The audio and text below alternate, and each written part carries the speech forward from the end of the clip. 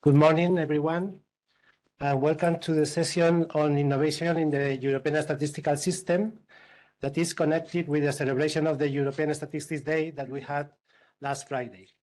Today, we are very pleased and honored to have here the president of ESSnet Spain, Elena Manzanera, who is here for opening this session. So thank you very much, Elena, for being with us. And now the floor is yours. Thank you, Adolfo. Good morning. It's a pleasure for me to open this event dedicated to celebrate the European Statistics Day, whose slogan for this year is Statistics for a Better Development in a Fast-Changing World. Today is the perfect occasion to emphasize the crucial role of official statistics in observing and analyzing our society through the production of reliable, up-to-date, and internationally comparable indicators on data. These statistics play a pivotal role in enhancing decision-making processes and shaping public policies at various government levels, as well as informing public debates among different stakeholders. Indeed, I believe that a sign of the importance of the role of official statistics is that it would be hard for us to understand the state of our society without the information they provide. Within official statistics, I would like to highlight this year the European level regarding the Spanish presidency of the European Union Council. The European statistical system provides a common legal, methodological, and quality framework to produce and disseminate official statistics that strengthen the national statistics system role. I can say, therefore, that we are aware of what it has meant to be part of the European statistical system. For that reason, it's an honor for us to preside the Council Working Party of Statistics of these 6 months, and most especially in the discussion on the reform of the European Statistical Regulation. This regulation is fundamental part of the basis of that system, as well as the rest of the regulations that are now on different stages of management, such as labor market statistics collected from businesses, European Environmental Economic Account, and European Statistics on Population and Housing. A key aspect that I would like to highlight today is the role of innovation in official statistics, to which this day is devoted. I believe that we must understand innovation as an essential part of any activity. In fact, the state of play of statistics today is the result of the innovation that have been introduced into the processes over time and which we have inherited.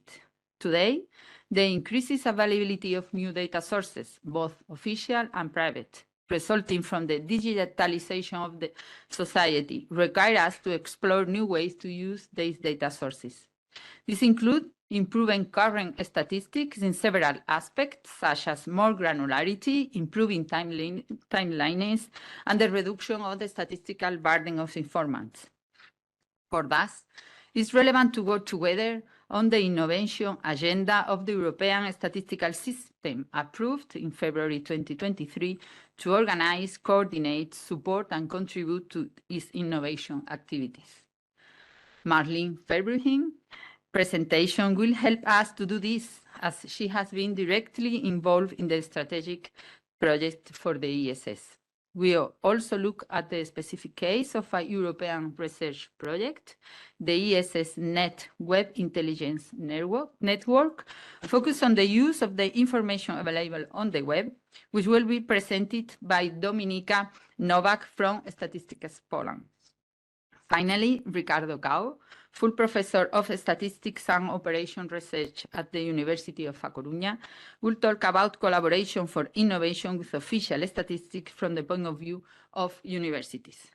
Regarding research at the INE, we have made an effort to identify the different lines of improvement and an integrated program of activities, taking into account the experience and needs for the INE teams, the proposal of the Council of Statistics for next 4 years statistics plan, and the improvement action related to the recommendation of the peer review, among other inputs.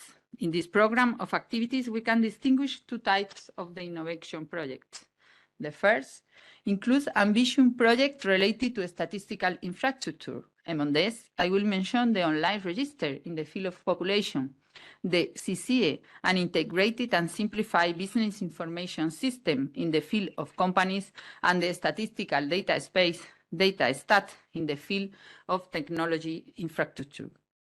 A fundamental characteristics of this is that they involve the collaboration of other public administration agencies. The second type includes specific projects related to the investigation of new statistical methods to improve various dimensions of quality, such as timeliness, granularity, accuracy, and efficiency, that are carried out on a specific operation that are more or less generalizable. Some of these projects have an international dimension, either in the European statistical system or in UNESCO. I would especially like to highlight the role of the university in this work of innovation and mention some of the projects that the INE has launched in collaboration with it. Some of them are an automatic coding using artificial intelligence techniques, the treatment of long-time series and their cutoff points for seasonal adjustment, linked open data, small areas estimation, the use of weight data for characteristic of research and development companies, the estimation of tourism expenditure with credit card data, or imputation in industrial statistics with machine learning models. Finally, I would like to conclude by thanking you for your presence at this event, and I hope that together we can further promote the role of official statistics in our society, for which we must continue to innovate in products and processes and take on the new challenges and roles that we encounter. Thank you. Thank you.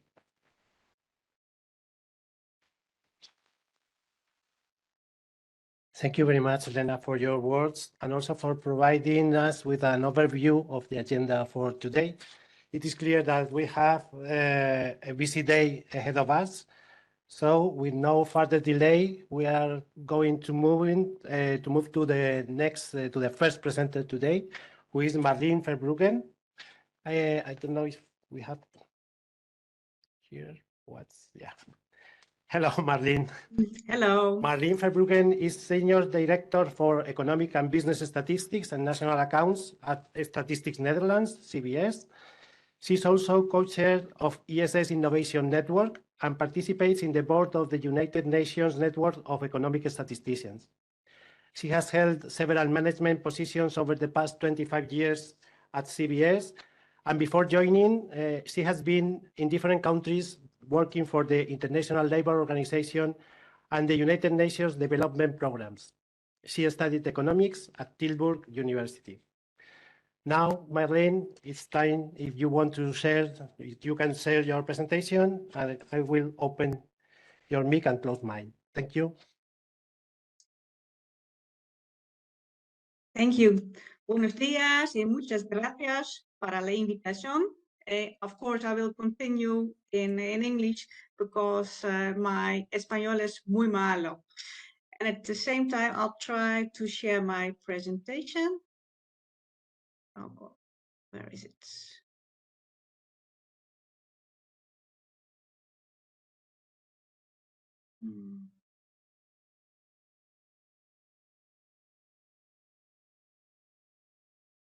Can you, no, there is my.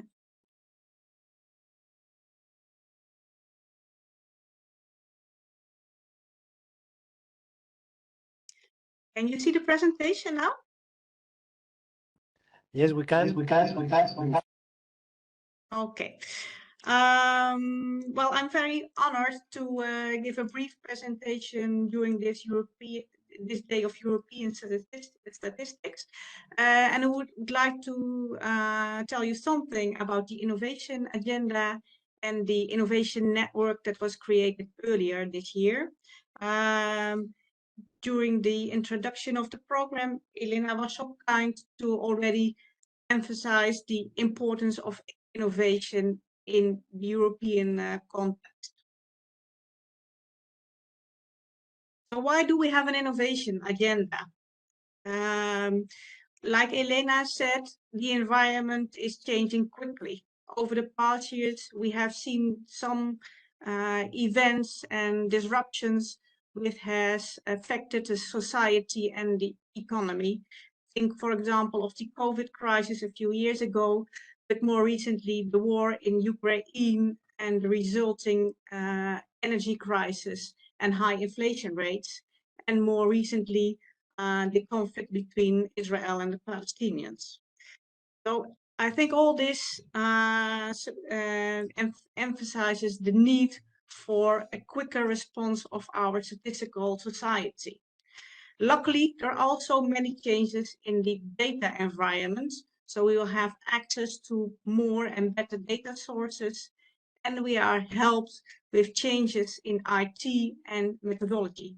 Those changes will help us to respond more quickly to all the changes that we see in our society and economy. All NSIs face similar problems, so innovation is very important, and it's important that we work together at the European level because we are facing the same problems and perhaps we can also learn from each other. I think the main challenge is how to speed up innovation. How can we learn from each other? How can we fail fast, like they say in innovation terms? But I don't like the word failing. I would like to replace it by how can we learn fast? A few words on the policy context. In the year 2020, the ESSS Vision Program ended, and it has delivered a wide range of results. Like I said, the recent crisis have proved that innovation is more important than ever in a rapidly changing environment. The environment is changing, and so is the data ecosystem and our IT facilities. There was a broad consensus on the European level to have a focus on the innovation as part of the multi-annual plan. And there was a task force created to formulate an innovation agenda, and this agenda was approved early 2023, in February 2023, by the ESSC.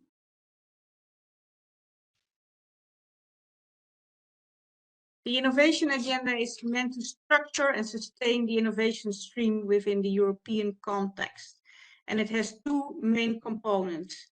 It is to respond more quickly to the changing needs, like I already said, but the second goal is also to stimulate a culture of innovation at European level and also within the NSIs of Europe, so that in the end, we are fit for the future and can better respond to the challenges that will be ahead.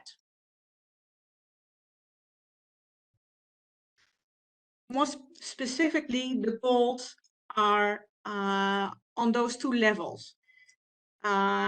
To have a better production of economic statistics, or a more agile production of economic statistics, and also to stimulate the innovation culture. With regard to the first goal, we would like to strengthen the ability to respond rapidly to new and urgent user needs. We would like to augment products and the services portfolio for meeting those policy needs, and we would like to realize some efficiency gains to free up resources so that we can take up new statistics. And we would like to strengthen resilience to shocks and adapt to societal change.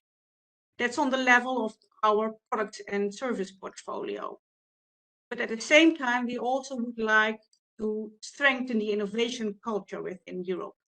We would like to identify innovation drivers and enablers that are offered by the recent technological developments. We would like to promote internal and external cooperation. I'm very glad that this morning there is also a presentation from the university, because we cannot do it on our own. As NSIs, we have to work together with other experts, for example, from the universities. And we also have to think cross-domain, linking between different statistical areas, and also, for example, between statistical areas and methodology, because problems are common and they don't stop at the border of one domain. Look, for example, at the Green Deal, you can look at it from different perspectives. You can look at it from the perspective of the environment statistics. It also will touch the business statistics and also your macroeconomic statistics. So how can we get a more holistic view and create new statistics from this holistic view? And of course, there is an important role also for methodology and IT. And finally, we have to focus on implementing those innovations in statistical processes, because innovation is only innovation if we succeed in implementation in statistical processes. Otherwise, it's just a nice idea. The ESS innovation agenda is a very strategic approach to innovation. Of course, we stimulate the conduction of innovative projects, and we would like to accelerate innovation.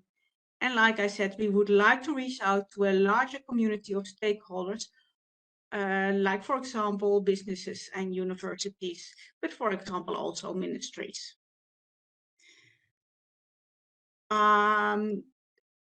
Every year we have an operational action plan. Actually, it's a rolling plan combining and integrating the various approaches on the European level.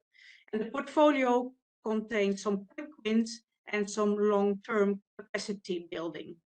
I think it's very important to stress that the European Innovation Network will not conduct all the projects themselves.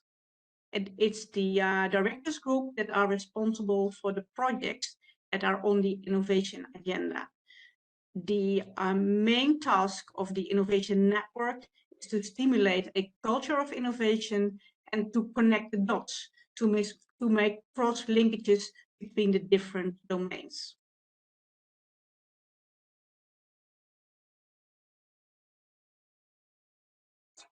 Some guiding principles of the ESS innovation agenda. Some guiding principles are the user needs, of course, because they are the key innovation driver. Everything starts with the needs of our users, and the innovation needs to encompass the entire ESS. We will leave no one behind. Innovation needs a fail-fast approach. That means that we will use some experiments, proof of concepts, and other means to try our ideas and to conclude within a short time while an idea is what we think it is, or whether it's not suitable or will give different results than we expected. Like I said before, I don't like the word fail so much. I would rather replace it by we would like to learn fast. And of course, like I said before, innovation results are integrated, have to be integrated in the statistical production. Innovation is innovation when we succeed in integrating it into our statistical production system. The participation of all members is voluntary. And of course, we look at an optimal role of distributing the work between the different members. Not everyone has to do everything, but we can look at a smart division of tasks. Well, rolling out the innovation agenda, we see this picture. On the left side, we see the lighthouse projects. Those are the projects in the domains in the directors group of Eurostat. And there are many. I will give a quick overview in the next slide. On the right-hand side, you see the technical and methodological developments, which will help the lighthouse projects.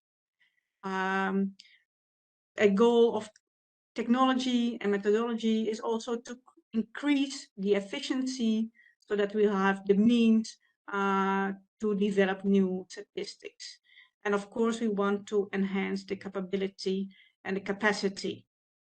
The innovation network is the central hub So we would like to make the connections between the different areas and stimulate the innovation culture. And the main thing is to learn from each other and to learn fast, to learn as fast as we can. Here are some examples of the Lighthouse projects. But like I said, we work with a rolling agenda. So there might be some slight changes in the agenda for 2024. And this list is not exhaustive. There are about 20 Lighthouse projects on the agenda. A few examples is, for example, innovative dissemination tools for the principal economic indicators, to go from experimental statistics to a statistical process for the distribution of national accounts, working towards early estimates for short-term business indicators, microdata linking techniques for improved efficiency and new business statistics. The purpose is to link different data sources so that we can make new statistical output.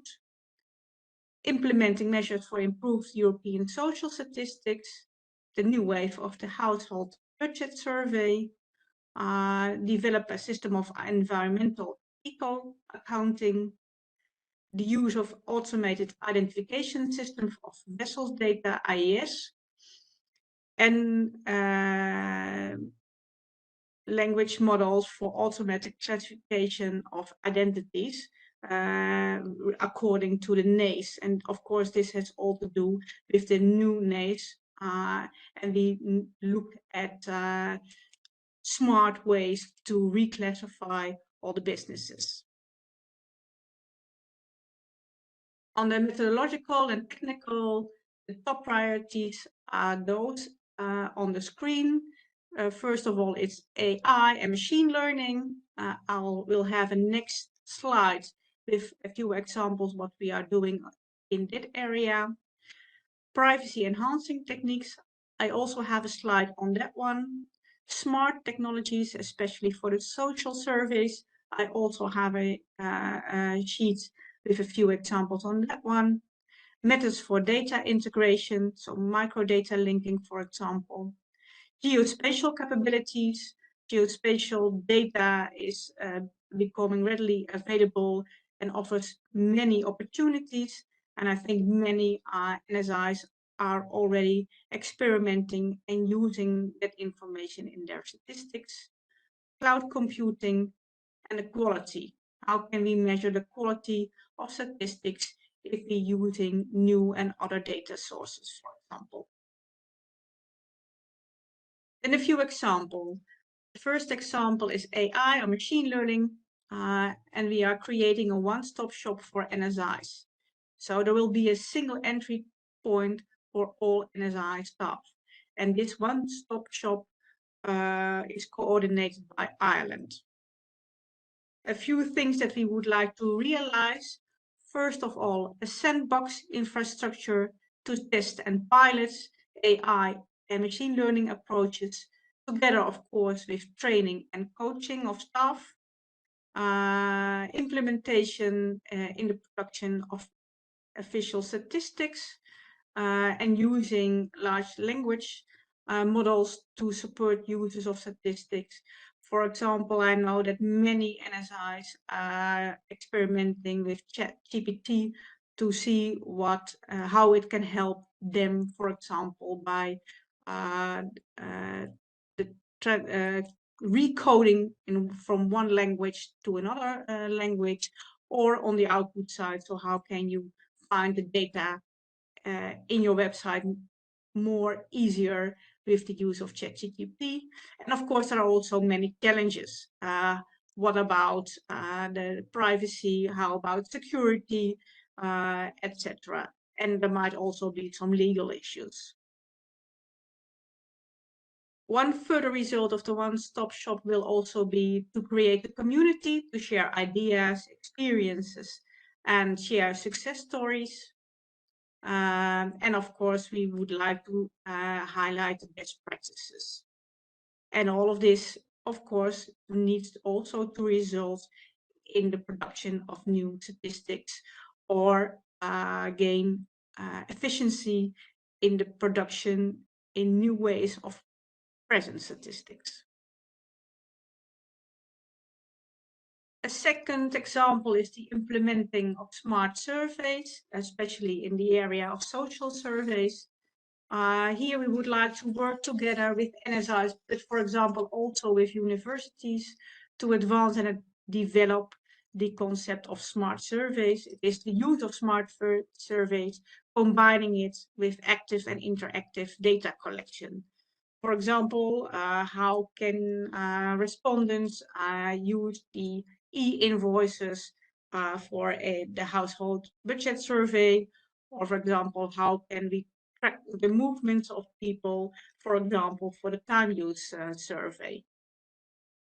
We would like to identify some shareable components so that could be used within more countries. And I think it would be an efficient way to develop components, because if we have to do it all on our own, it will be very expensive.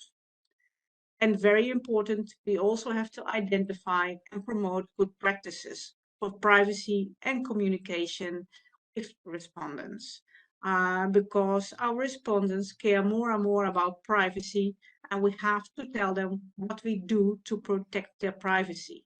Communication is very important if we want to engage our respondents and do something about the decreasing response rates.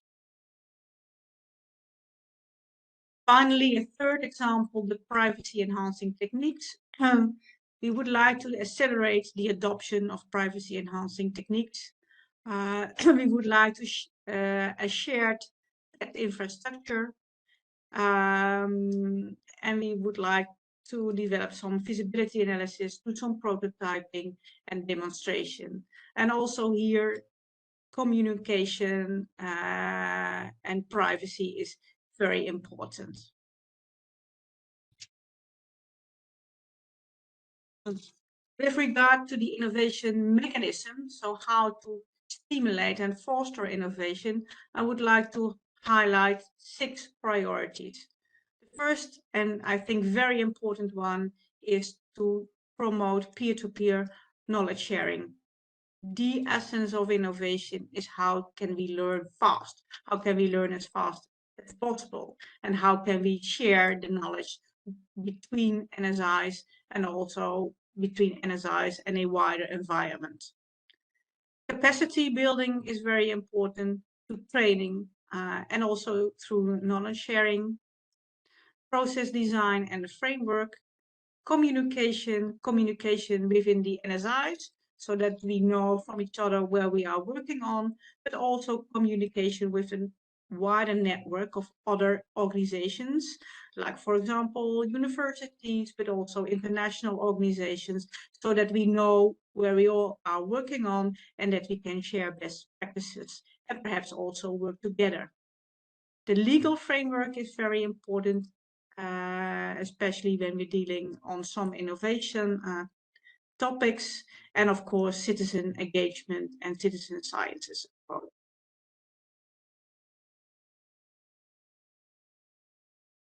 Like I said before, we cannot do it in isolation. We cannot do it when we work with the NSIs only. We also have to look for new partnerships and new forms of collaboration.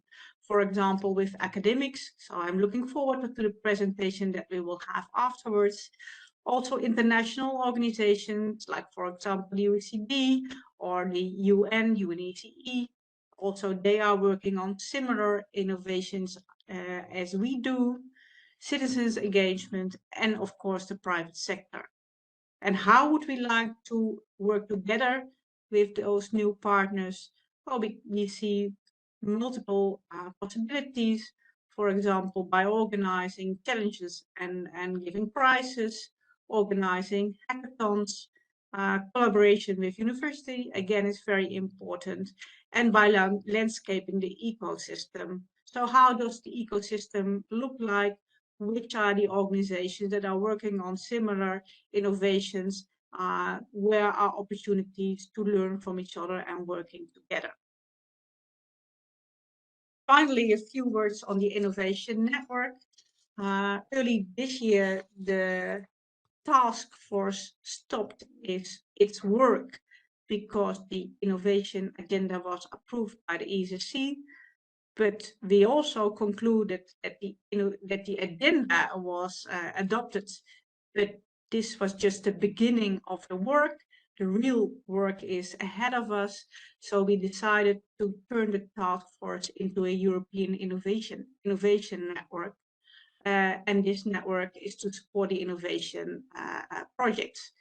And like I said before, the task force is not responsible for the lighthouse projects, but the main tasks of the network include rather to liaison with member states, to learn from experiences and good practices, stimulate a culture of innovation, boost innovation processes, and be the initiator of contacts with member states, but also with other organizations, for example, other international organizations or other external partners.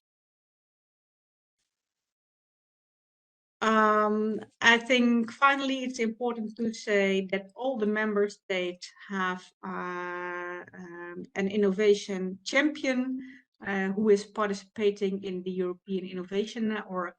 And for Spain, that's David Salgado Fernandez. And I don't know, but I hope that he is also in the audience. This is the last slide of my presentation. Perhaps you have some questions for me, but I also have some questions for you. So what are the topics or issues that are most important for Spain? How do you organize innovation within your office? And what are best practices that you can share with the European Innovation Network? And where would you like to learn something, or where would you like to copy some best practices from other NSIs in the European Innovation Network? Thank you very much for your attention.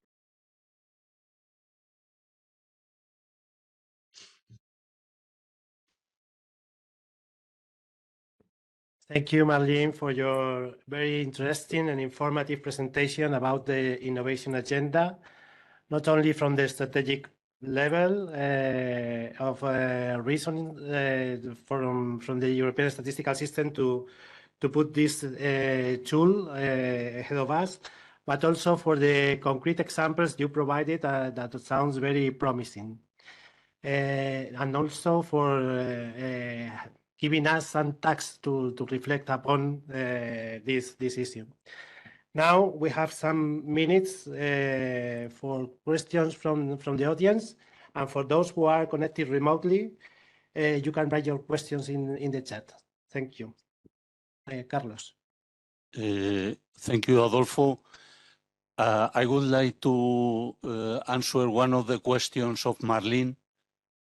The question about how we organize innovation at INE.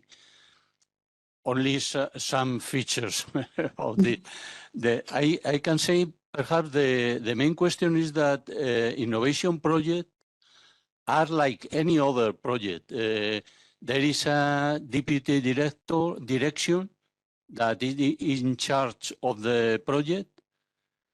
If there are many deputy directions involved, the director's board creates a working group. The directions, the deputy direction that promote innovation can be, perhaps this is our INE way of saying, but we call some units horizontal units, like methodology, like information and communication technologies, or could be vertical unit, for instance, like labor market statistics. Inside the promoter unit, there is usually one person that is in charge of the direct of carry out the management of the project and reports to the deputy director.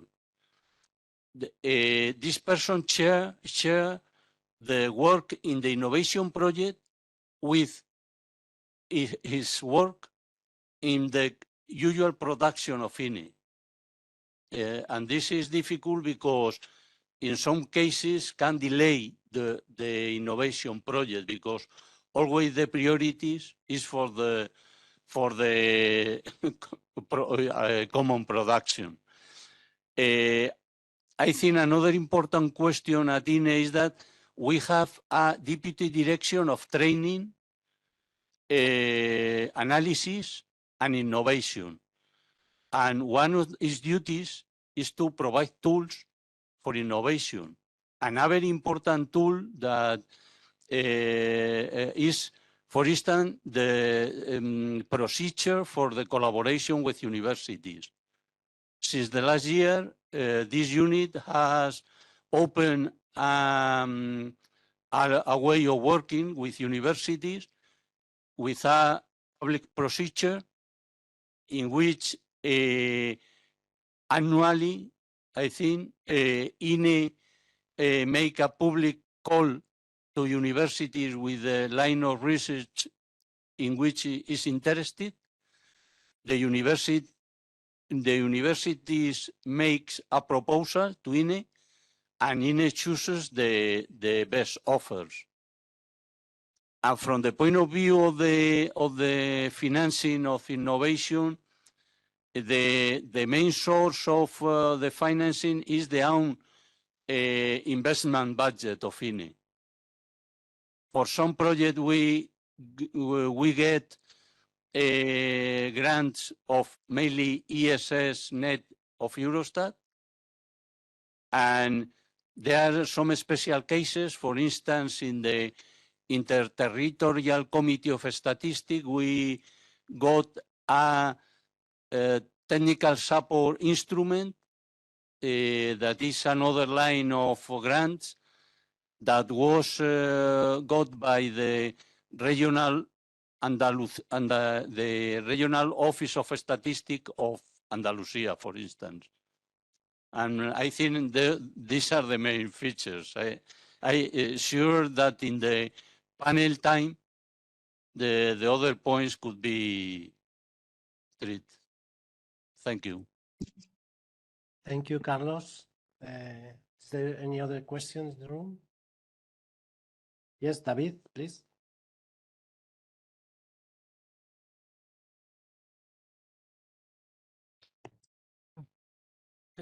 Thank you very much, Marleen, for your talk. Many thanks also for the personal reference.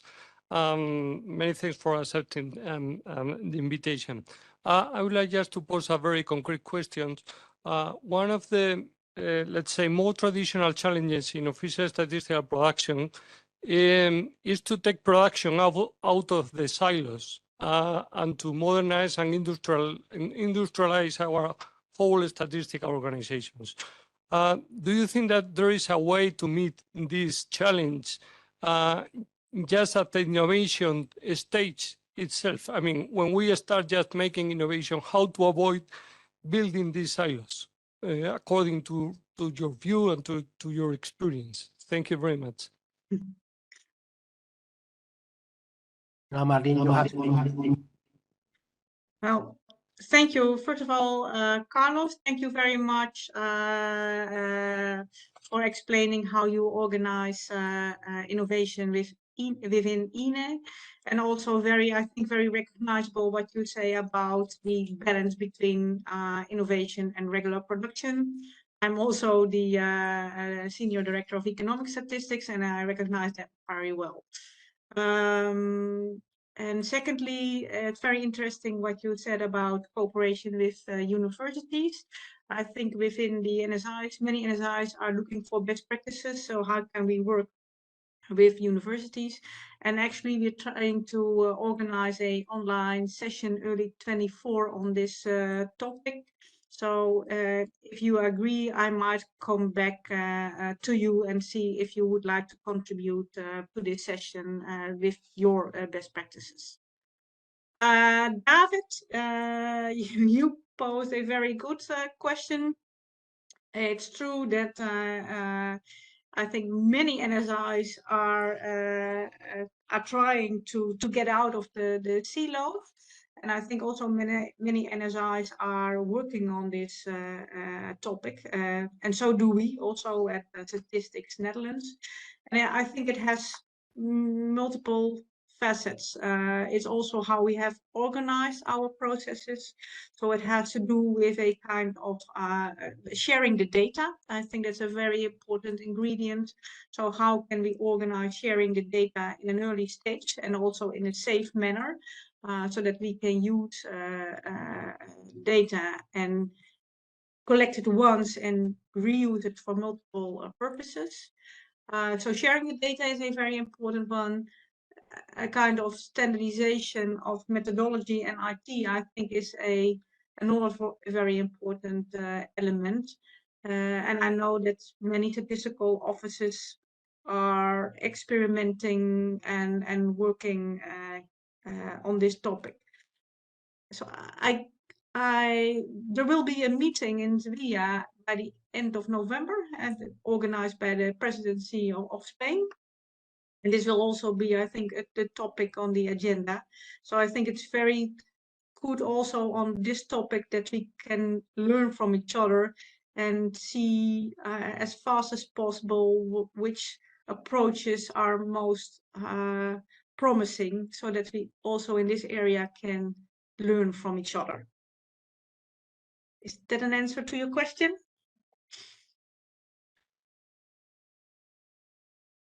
Thank you, Marleen. I think we have some other questions from the audience, from the chat. Yes, David. Yeah. How has the eruption of the AI technology impacted on the workflow of the ESS Innovation Network?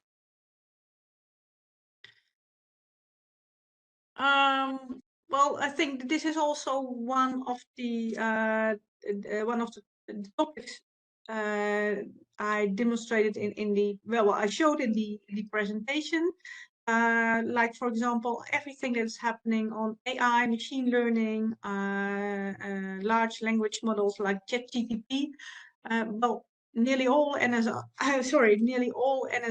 are experimenting, see how they can use it for either new statistics or improving their statistics. And I think that's also something where we can learn from each other, learn from best practices. So it's definitely part of the innovation agenda. Thank you. Any other comments, questions? Okay, if not, now, according to our program, it's time for a coffee break. You have deserved. And the coffee is being served on the ground floor, but please be sure to come back by 11:40 in order to continue with the session. Thank you. Thank you very much, Marleen, for your talk. Thank you.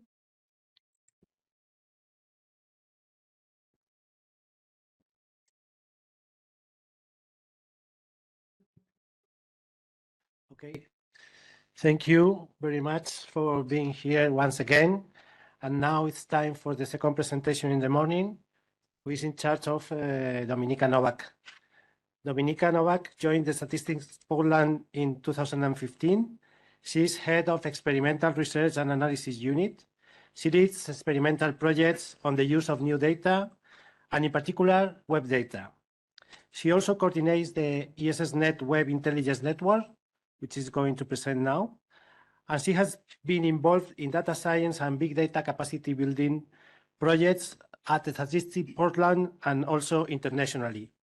She started her career in statistics in the European Union Cohesion Policy Monitoring, and she previously worked as a diplomat, fostering economic development between Poland and Israel and Palestinian Authority, which unfortunately are in the news for different reasons now. Dominika graduated in economics at the Krakow University, and she also holds a Master of Public Administration from Grand Rapids State University in the USA. Now, Dominika, please, it's your floor. Good morning, everyone. It's my great honor and pleasure to be here in beautiful and rainy Madrid. and to join this event within the European Statistics Day. Let me just share the presentation.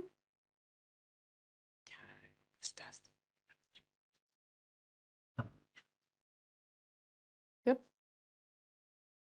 Does it? Yeah, it works. Okay, so I'm with Statistics Poland, but I also represent a group of national statistical institutes in Europe and other producers of official statistics in Europe called Web Intelligence Network. And I'll try to very briefly talk you through the work that we're doing. And yeah, I'll try to run because Adolfo already told me that my time is so limited. So just stop me whenever it's necessary. So just, oh, it doesn't work like this. I'm sorry. How do I? I think you are not sharing now. Am I sharing? No. You have Okay. to come and I share again from the. Yeah, I think I'm short. Yes. Sorry. Okay. Now. I know how. Okay. Just here. Okay. Is it okay? It's okay. How do I move now? With this? Yes. With this? With avancemos here. Here. Ah, okay. All right. Sorry for the technical issues. So basically, as we already heard today in Marleen's presentation, the situation we as official statistics are in right now is quite demanding, and there's been a lot of phenomena going on that basically translate into new and emergent and constantly changing needs of our users. And we're talking about getting the data faster. We're talking about new domains, cross-cutting topics. That's what we already heard today about data at a higher granular level, for instance, at the lower territorial aggregation level. So, and there's actually the abundance of new data sources. So we're talking about big data, we're talking about AIS data, we're talking about scanner data, mobile network operators data, internet data, and so on and so forth. It appears that there are new techniques and new methods to process this data. So we're talking about AI, ML, there's increased processing power. So this is basically all that comes into play as far as official statistics is concerned. But what it basically means for us as national statistical institutes and other producers of official statistics, it means that there's a huge challenge ahead of us, that we have to think about new legal arrangements, new cooperation, communication models. Marleen has already addressed all these issues. And sometimes we even have to think about reshaping our production process. But what if we take all those challenges into quite a higher level, say European level? And here is where the story begins. So now I'll try to explain what the Web Intelligence Network is. And I have to give you a little bit of the warning because we're operating within the European nomenclature. So there's going to be a lot of weird terms. So just, you know, please be patient. I'll try to disentangle all those abbreviations and terminology. So as some of you may already know, there's a currently quite an ambitious endeavor carried out by Eurostat called Web Intelligence Hub. And this hub is expected to end up as an environment to produce statistics with web data. And around this, this big undertaking, there's a group of national statistical institutes who try to contribute, who try to test and provide feedback to Eurostat on this very development. And this is us. This is basically the network I represent. It's called the Web Intelligence Network, nicely abbreviated to WIN. And what we're doing, we're looking into two quite mature use cases on online job advertisements and enterprise characteristics. I'll elaborate on that in a second, but we're also looking at new use cases. By use cases, I mean thematic areas, not necessarily domains, because this is the wider term, but new thematic areas. So we are doing some experimental research, and around this, we're also doing a lot of methodological, quality, and architecture related work. And last but not least, we are also trying to build community of Web Intelligence Hub contributors and users. So, like from the beginning, how it started. I just wanted to point here that the whole work has not started with our project. It started a long time ago, around 2015, 2016, and I think it's important to underscore it because it shows how long the process of adapting the new data source into official statistics takes. So basically, what is starting from the beginning, so from the Eurostat's environment that is being developed at the moment. So Web Intelligence Hub started as a concept, and it evolved towards some very concrete tools that I will present in a second. It's expected to be the web data acquisition, processing, and analysis environment in a centralized shared system. So now we're not talking about the development that individual NSI is doing. We're talking about something that is going to serve well, ideally all the NSIs across ESS. So it's going to be sort of a pan-European platform. And this hub, Web Intelligence Hub, is also part of some concept pointed at the Eurostat's level called Trusted Smart Statistics. So basically, it means producing statistics from smart devices, and internet is understood as one of such data sources. The conceptual idea behind the hub is that we have the web data, so the internet, which is big, and then we have the technological development called Web Intelligence Platform, where the data can be processed, and then it should serve collecting data and producing statistics on many different topics. For instance, online job advertisements, enterprise characteristics, and then at the end of the day, we should be able to augment our labor statistics, labor market statistics, our skills statistics, if we talk about the OJA, or for instance, information society statistics. So that's the main idea. And what is the reason of building such web-based statistics? And small disclaimer here, I'm sort of quoting here Eurostat colleagues. So basically, it's apparent that the different NSIs across Europe, not to mention the worldwide perspective, have different capacity to use new data sources. So different capabilities, different capacities, not everybody is able to tap into this, into the new data sources. There are different competency levels. We all know that data science skills are very scarce and very expensive. Also, what is necessary to deal with large amounts of data is infrastructure, and not all organizations can afford it, can build it. So basically, we're talking here about the more efficient use of resources. And the Web Intelligence Hub, again, the infrastructure, the environment, at the moment, it has materialized into two sort of elements. One is the web content retrieval platform. It's there. All national statistical institutes can go there, can use it to retrieve data from the internet. It's quite simple, but I have to say that at the moment it's the testing phase. And the second element of the platform is Data Lab. So it's basically, I would say, database where you can access the data and analyze the data. So that's where we are at the moment.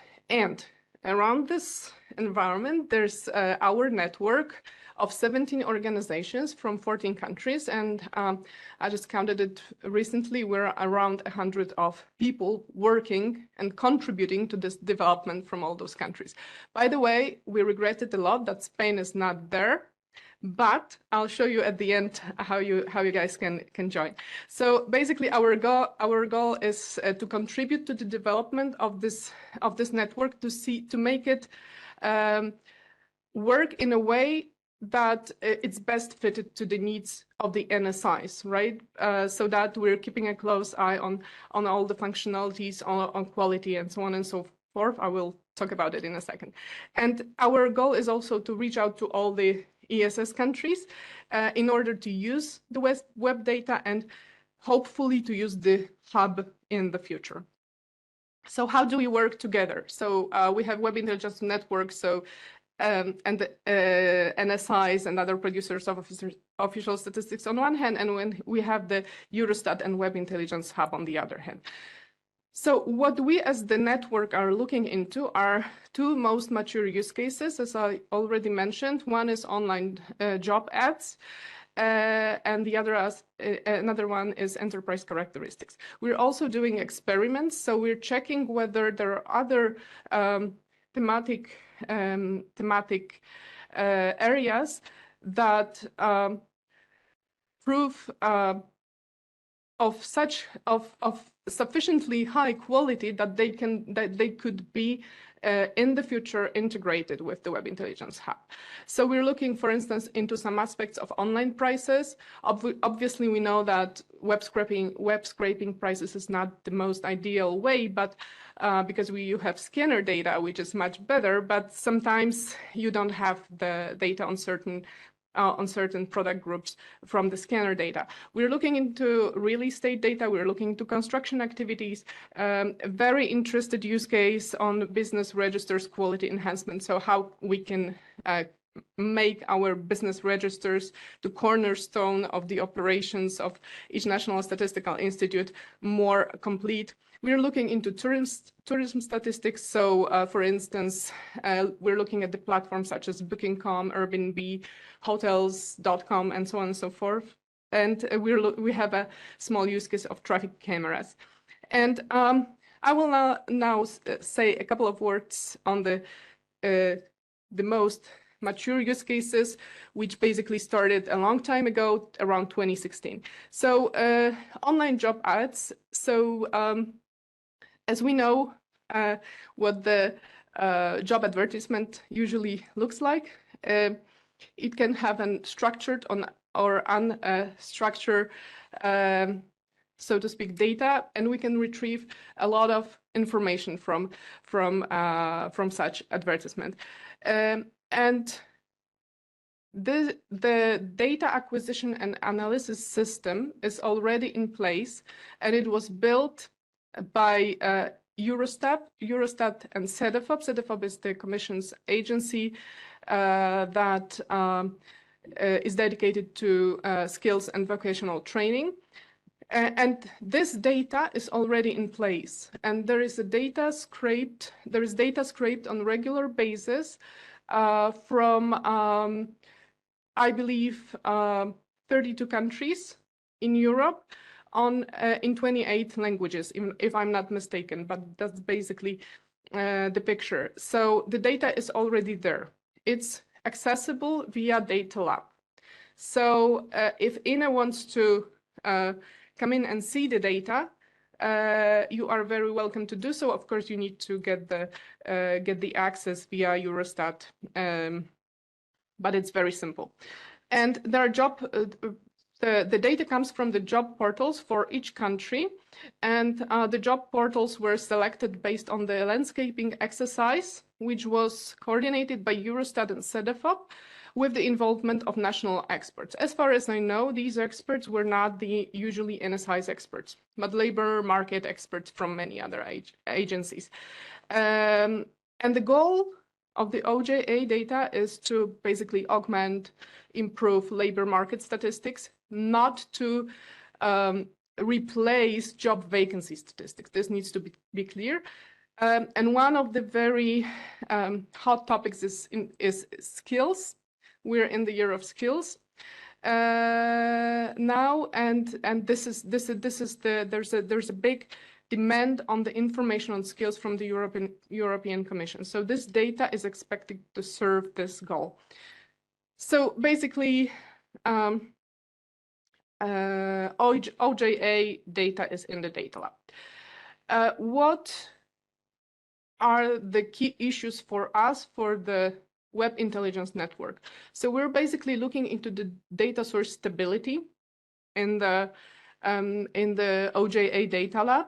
We're looking into many quality issues of the data. Of course, dealing with this data is nothing like dealing with the survey data. And we have instances of over coverage, under coverage, and many other problems with the quality of the data. And we're trying to find solutions. Of course, there's also issue of the quality of data classification, of the relevance of existing classifications, and I will not go into details, but these are this is where the biggest part of our work goes into. Right. So if we look at the second use case on the enterprise characteristics, the goal here is to basically improve our registers and information on companies that we have from the survey by going into the internet. So I'm looking the information on, for instance, social media presence of companies on e-commerce. So instead of asking the companies in the survey, we can find a lot of information on that online. And here we're also, this use case is mainly coordinated, and it's in the hands of the Web Intelligence Network. So unlike the OJA, which was initiated by Eurostat and set up, this is mainly our goal. And we're also testing the Web Intelligence platform. So this part of the Web Intelligence Hub that is dedicated to the content web content retrieval. Right. In terms of experiments. As I said, we have 6 experimental use cases, and our work is organized in such a way that we have at least 2 partners who work on one use case, because we want our solutions and what is developed to be applicable at the level of ESS. So it's not an individual work of an NSI. And here the work is carried out on national infrastructure, so we're not using the Web Intelligence. We're starting to use the Web Intelligence Hub now, but most of the work was to date has been done at national level, and we basically go through the whole process. So we start with new data sources exploration, which is called nicely by Eurostat landscaping. So we're checking for each country within the use case which are the best portals that we should use in our research. Then we develop the web scraping algorithms, and here it's a very trivial issue, but for instance, the real estate use case, at the beginning, we assumed that all the partners will be scraping the data. So everybody will develop the algorithms, go to the web and scrape the data, but along the way, it turned out that one partner receives the data directly from the data provider, so from the portal. 2 partners retrieve the data via API. So basically, there are only 3 partners web scraping. So it already shows the differences between the NSIs and a huge challenge. And this is only one and the very basic example. So then now we are basically at the level of data processing, modeling, and interpretation. So just a couple of words on the real estate use case. We decided to focus on this use case because, for instance, in many countries, the data is lacking on rental market prices, the prices for the rental apartments. So it was the case for Poland. For instance, so we wanted to see whether we can get the data on the rental of apartments, on the rental prices from the internet. We wanted to see if we can get the data more timely comparing to the data that we get from the registers. We wanted to see if the trends and the market shifts can be foreseen based on the internet, and so on and so forth. So we decided to scrape, well, we did the landscaping, we selected a number of biggest and the most relevant web portals. And as you can see in this fully artificial rental offer, we're dealing with unstructured data. So we want to retrieve different information from the from the plain text, basically. So then we go through the method selection and we do the first experiments. We want to have a gold standard, so to speak. And here we did a, well, we have quite a small gold standard developed by the manual classification of the experts. So we classified 8,600 offers, and then we ran the model, and it turns out that the accuracy is quite high. It was the automatic classification of the apartment type.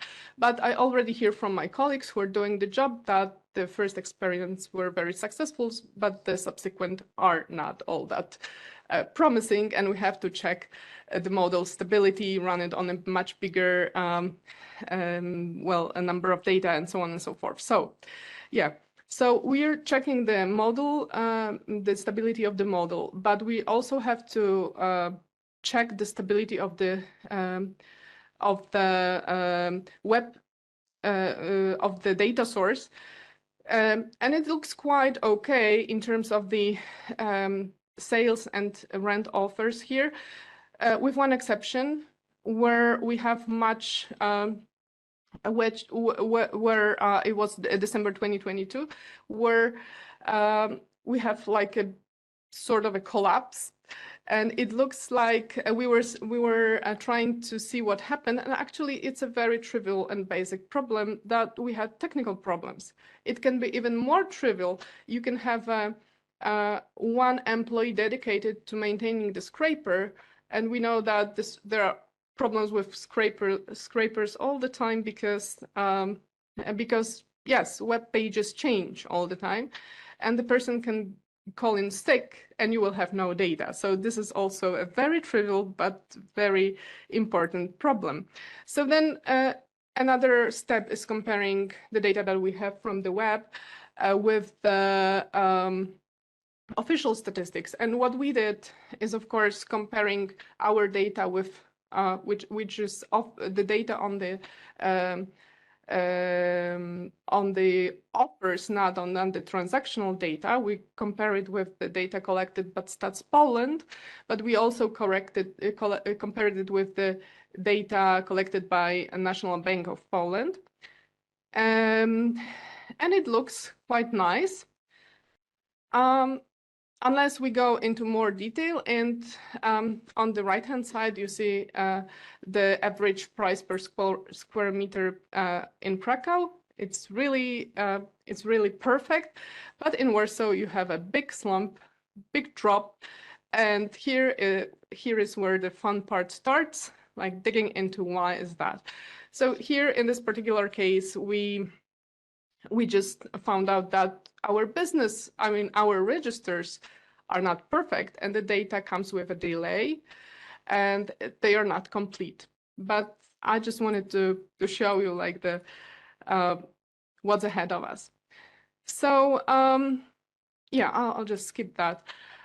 So basically, the quality and methodology, it was also raised by Marleen, are the issues that we need to keep a close eye on.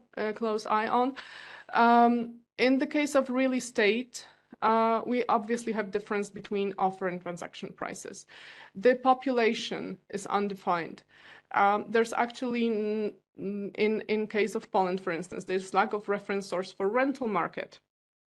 Deduplication is really a huge issue if you look at the offers, whether online job ads, whether sales or rental offers of real estate.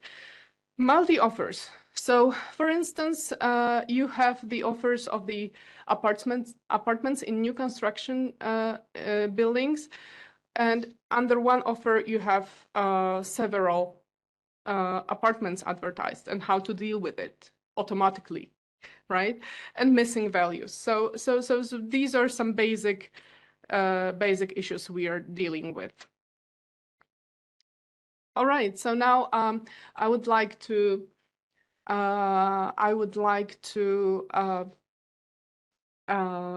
ask some high-level questions related to the use of web data and Web Intelligence Hub, ideally in the future by the NSIs. So also speaking a little bit to the previous presentation, the question, the key question would be, where does the innovation begin? And who is the owner of the innovation, of the innovative solution? Are these data scientists or some brilliant colleagues who came up with a great idea to make domain experts or domain statisticians happy? Where is the place of domain experts in this process? And by the way, I have no response to these questions, but this is something that we should think when designing the innovation in the organization. In terms of the web data, does it have sufficient quality for us, for official statistics? Or maybe we should sacrifice quality for timeliness. I remember a conversation with a colleague from ministry who was expecting data on a company's financial performance after 2 weeks, after the gathering the data, right? So, but we have like a half a year a difference between those two time spots. So, or maybe we still need different methods to embrace new data sources for official statistics. Maybe we should look even into more sophisticated methods. Another issue is whether our approach to web data acquisition optimal, or maybe instead of web scraping and acquiring everything, we should have a more coordinated way. Maybe we should turn to scraping the data based on our on the need of the variables that we want to have, or on what we have in our business registers. And our colleague from CBS Netherlands, David ten Bosch, very recently mentioned the idea of big data scraping, so scraping everything and then trying to retrieve relevant information, as opposed to the statistical scraping. So that's a very interesting concept. And so in general, the question would be probably if we are maybe facing some kind of a shift and a paradigm of official statistics. And I will pause here, but I'm doing good with the time. I'm going very good. Yeah, okay. So I would like to make a very small announcement here, because INE is not in the project, but we have a very good platform for the organizations who are not in the project, in the Web Intelligence Network, to join us. It's called Web Intelligence User Group. It's very nicely abbreviated to WISER. So we have WIN and WISER. And this is the place where we invite other NSIs, but not only NSIs, also the other producers of official statistics, so ministries, public agencies who are responsible for official statistics as well. And this group is working as the users and sort of testers of what's being developed. So I very much encourage you to get in touch with us. We are also at many conferences. I just threw a couple of examples here. You can find us on the Cross portal, although I think it's migrating right now somewhere. But when you type into LinkedIn, Web Intelligence Network will pop up. We have also a channel on the YouTube where you can find recordings of our webinars, and you can look for our new webinars. So basically, I very much encourage you to get in touch with us.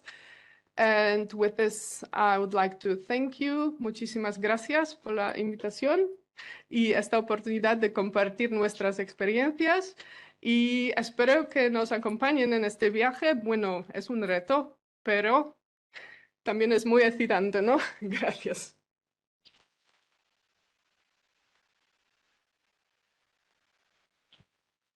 Thank you very much, Dominika. I feel badly for putting you in pressure with the time, but the presentation has been very, very interesting. Congratulations for the work done with the Web Intelligence Network.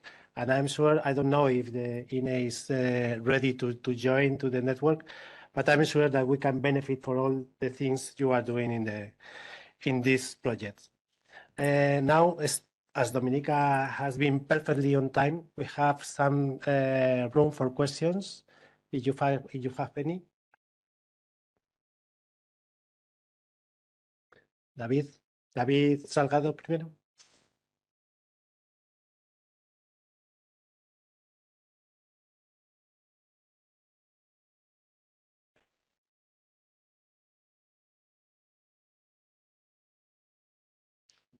Thank you very much, Dominika. Thank you very much for the talk, for being here physically with us in Madrid from Poland. It's a long way. I would like to make two questions. The first is, again, regarding these governance issues or these organizational issues between the cross-cutting issues run by horizontal units, things like, for example, the landscaping, the duplication algorithm, and the statistical needs by domain experts. There should be, we should still find a solution for this trade-off, or how to organize to avoid, again, these traditional silos, that to avoid that every single unit is scraping or getting access to web data in an independent way. So what's according to your experience, what would be the best way to approach this challenge? That's my first question. And the second is regarding quality. Basically, the current reading is that the issues about quality arises because data are not generated within our statistical organizations, and then our traditional quality framework blows up. Do you think that we need to completely refurbish the quality framework? Or, for example, do you think that the single integrated metadata system of the European Statistical is enough to cover the needs for quality assurance, or do we need something completely new? Thank you.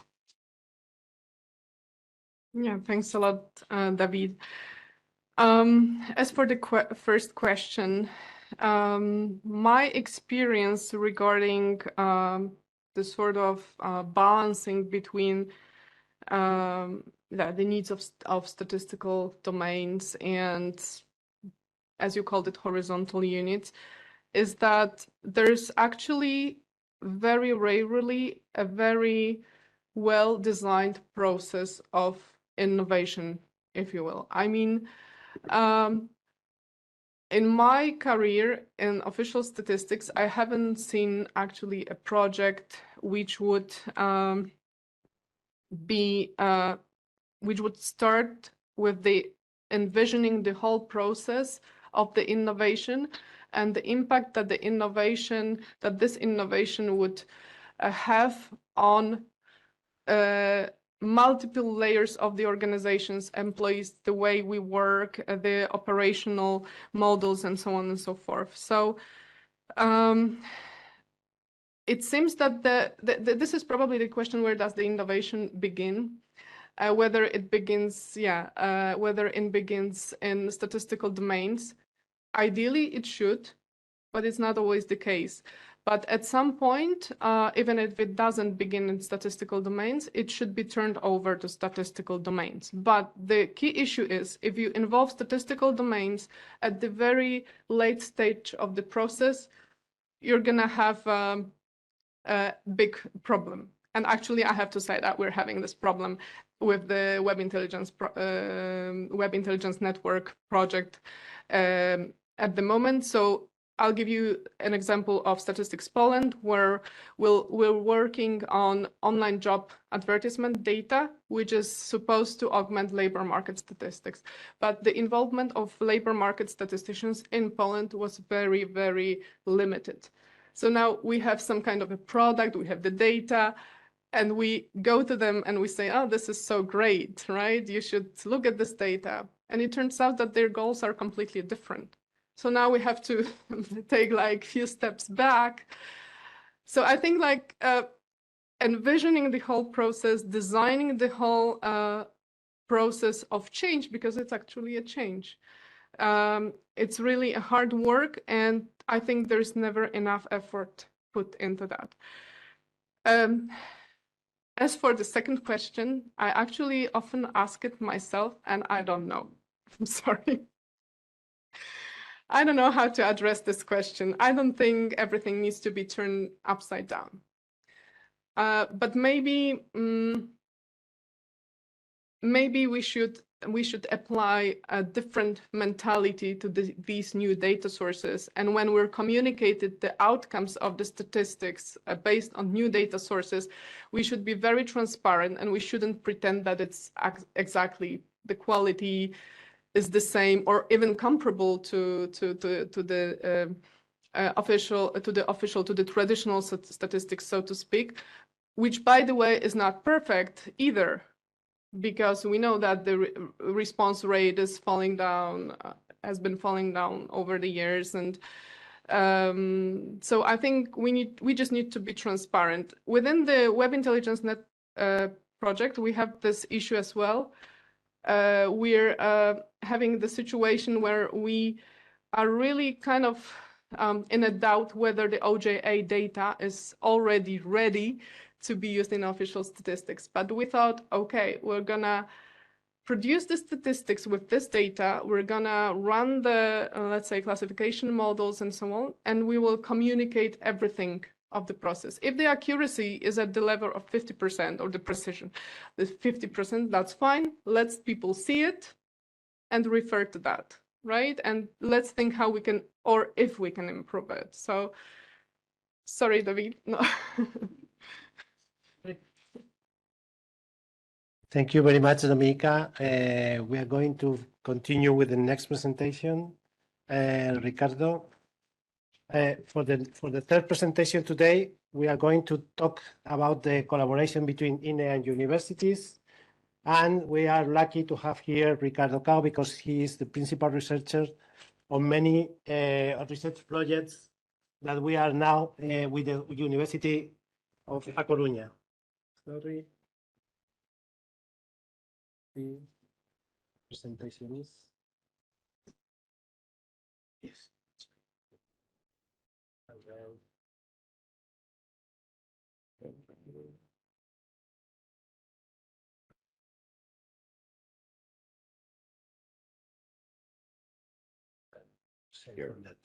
Okay. Well, Ricardo Cao is a full professor of statistics and operation research at University of A Coruña. He obtained a degree in mathematics in 1988 and earned his PhD only 2 years later. His research covers various statistical areas, such as including non-parametric inference, resampling methods, survival analysis, big data statistical analysis, and many others. He has applied all these statistical methods in many different fields and provided statistical consultancy services in health, naval engineering, commercial sector, and industry.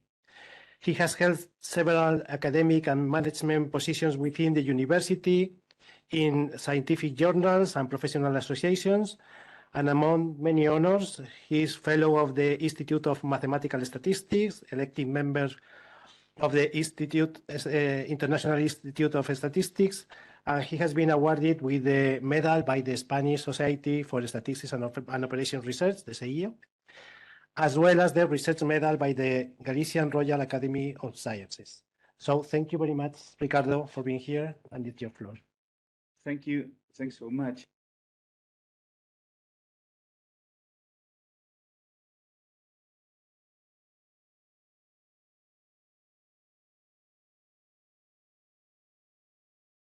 Oh, sorry. So good morning, everyone. Thanks, Adolfo, for your kind presentation, and thanks to the National Institute of Statistics in Spain, INE, for its kind invitation. It's a real pleasure for me to be here. I would like to very briefly show you our experience, already starting experience, in terms of cooperation with INE based on a call, and a very interesting call that INE published a couple of years ago. This is the outline of my talk today. And first, I would like to say something about that call, then about the project we are running concerning that call on the research lines. And also I would like to mention a little bit about lessons learned so far. It's still early for that, but I think that it's important, and some conclusions of this already very preliminary, very fruitful cooperation with INE. The call made by INE was published in 2021 with a budget of about 1 million euros. And it was intended for grants for carrying out scientific research projects with cooperation with INE, of course. And most of the applicants were, if not all, Spanish universities. 13 priority research lines were published, were fixed in that call, which is not very common in other, let's say, research projects, but it was the case in this one, and it's very natural. And I will not go into detail of the 13 of those, but just will mention that some of them are connected to machine learning. Dominika and also Marleen already talked about that. Natural language also. Structural breaks or change point in some time series, conversational systems, also linked data, anonymization, public information on the web, already mentioned before. Also using, the president of INE mentioned that, a bank card payment information, just to disaggregate, or if you distribute, I should say, expenses of tourists in Spain. And a lot of things also related to imputations in turnover indices, benchmarking, also estimation of series related to the 2030 Agenda of Sustainable Development.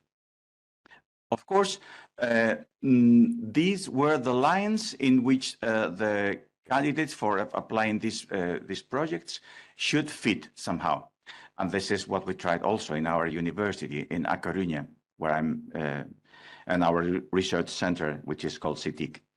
Just to give an idea about how was the process, I should tell you that this was a kind of long process, in fact, because it was evaluated by the Spanish research agency, Agencia Estatal de Investigación, who write some report based on these criteria that you can have a look in the screen. Scientific and technical contribution, ability of the research team, and recent contributions, also previous results. These three were the most important ones, 25% the first two, and 20% the third one. And also participation in previous European Union projects or other international programs with 50%, and viability, also methodology, research design work plan, which took 15% of the score. And also there was some kind of non-translated into a percentage, but also important thing, which was the thematic priorities, lines and sublines in the call specified by INE. In May 2023, so this year, we got the final resolution with the final list of finance projects. And it's important to say that this was done based on the previous report, also the selection committee formed by essentially INE officers, I would say. And the way in which this was decided was based on the rank with using the average score of all the lines that every project were aiming at, if I say it that way. That's also important because as a consequence of this, there are some projects, you can have a look at the list here, which were aiming at some coinciding line, like for instance, line number 7, which was small area, was also addressed by Universidade Miguel Hernández of Elche and our university in Coruña, or also line number 5 in Politécnica de Madrid and also in our university in Coruña. So this is the list of projects and the amount of money received by these projects. And as I told you, this was only decided in May 23, so we are very much in the very beginning of the let's say project execution or running. The project we have presented and we got financed by INE in our University of A Coruña, and it's developed within the research center called CITIC. I will tell you in a minute what is it. Concerns data science, that's the title we've used, data science and engineering for improvement of the official statistics function. If you want to make it shorter, DSAO-SF. And it will be carried out. It started in May 2023 until 26, May 2026, with a total budget of nearly 650,000 euros, which is quite a lot of money. Most of it is for personnel.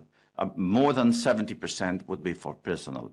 A little bit, about 11% for travel and expenses related to conferences, also some amount for computer equipments and the overheads. The staff of the project is more or less like this. We are 23 senior researchers, not only statisticians, by no means, probably 8 or 9 senior statisticians, but plenty of other colleagues from artificial intelligence, databases, a few from high-performance computing. And apart from that, there are already existing 3 early-stage researchers, essentially pre-docs, and 4 administrative or technical assistants. So all of these 30 people are members of CITIC, which is the Center of Information and Communication Technologies in A Coruña, in UDC. And there are also 3 other senior members, one from Polytechnic University of Madrid, one from the University of Geneva, and one from the Galician Statistical Office, which is a already existing doctor that is working there and cooperated also in line number 7, which is a small area. And there are also 7 other early stage researchers, which pre-doc or experienced researchers, postdoc, to be hired. And this is one of the things that is taking quite a lot of time for us because it's not easy to hire good quality early stage or even experienced researchers again. The 7 lines we have included in our project are this list. I will very briefly tell you about these lines in 5 minutes. But I will skip this video if you want, since I will leave this presentation, you may click on it if you want to. It's just a 4-minute time video, but in the interest of time, I will skip it, and I just will tell you that CITIC is we call it Singular Research Center. It was created in 2008 at the University of A Coruña, and it's a kind of general center for ICT, Information and Communication Technologies. It's not only a research center, because it has a very close relationship with industry and with companies. So there are plenty of agreements, also contracts with private companies, not only from ICT sector, but also from other sectors, like, for instance, Inditex, which is very close nearby where we are, where they need plenty of ICT tools also. It's one of the centers that got this kind of official recognition by the Galician government, one of the 8 research centers in our region. Galicia, for those of you that are not Spaniards, it's located in the northwestern corner of Spain, just in the north of Portugal, so the Atlantic Ocean, Atlantic climate too. And this was renewed in 2019, so we are still one of these research centers recognized like that by the Galician government. And the 5 research areas we are concentrated on are these. This is artificial intelligence, data science and engineering, high-performance computing, intelligent service and networks, and cybersecurity, which is a kind of horizontal research line, if you want. And very briefly, I would like to mention the 7 lines we are somehow addressing in this project already starting. The first one is concerning automatic coding, which was mentioned before, automatic coding with machine learning techniques. So we are thinking of 2 types of categorical answers in a survey, which are very well known by all of us, closed questions in which you have a list of predefined set of categories. And there's also open-ended questions for which you have a free answer possibility. Of course, in the first case, the pros is that it's easy to process, but on the contrary, they have some constraints because you cannot write anything that adapts more to your real answer. And in the second one, the pro is that you can have better information, but it's very costly to potentially be analyzed, and a kind of subjective analysis may happen also. So our approach is to build an automatic encoder taking into account the open-ended question, the free answer, and the predefined set of categories, and to compute the most probable category for the answer. And the approach we are going to use, we start using, is answer text classification, which is also related to something which probably was not mentioned very much before, but is natural language processing. There is a group of researchers at our research center devoted to natural language processing. In fact, one of them has a European project on that. Okay, I think this is just the first case use we are thinking of, which is National Classification and Economic Activities, CNI, but I will not go into detail. So the second line we selected, or we try to address, is line number 3, sorry, in the call. And this is concerned economic time series of long duration in time, modeling the economic crisis and serious change points. And the idea is to develop a general methodology that allows for seasonal adjustment in long time series, with 2 identified models, one previous and one after the structural break. And this methodology, as a kind of requirement from INE, has to be similar to that in Tramo and SEED's very well-known programs, and to extract also deterministic effects. And the idea is to represent everything in a state space model.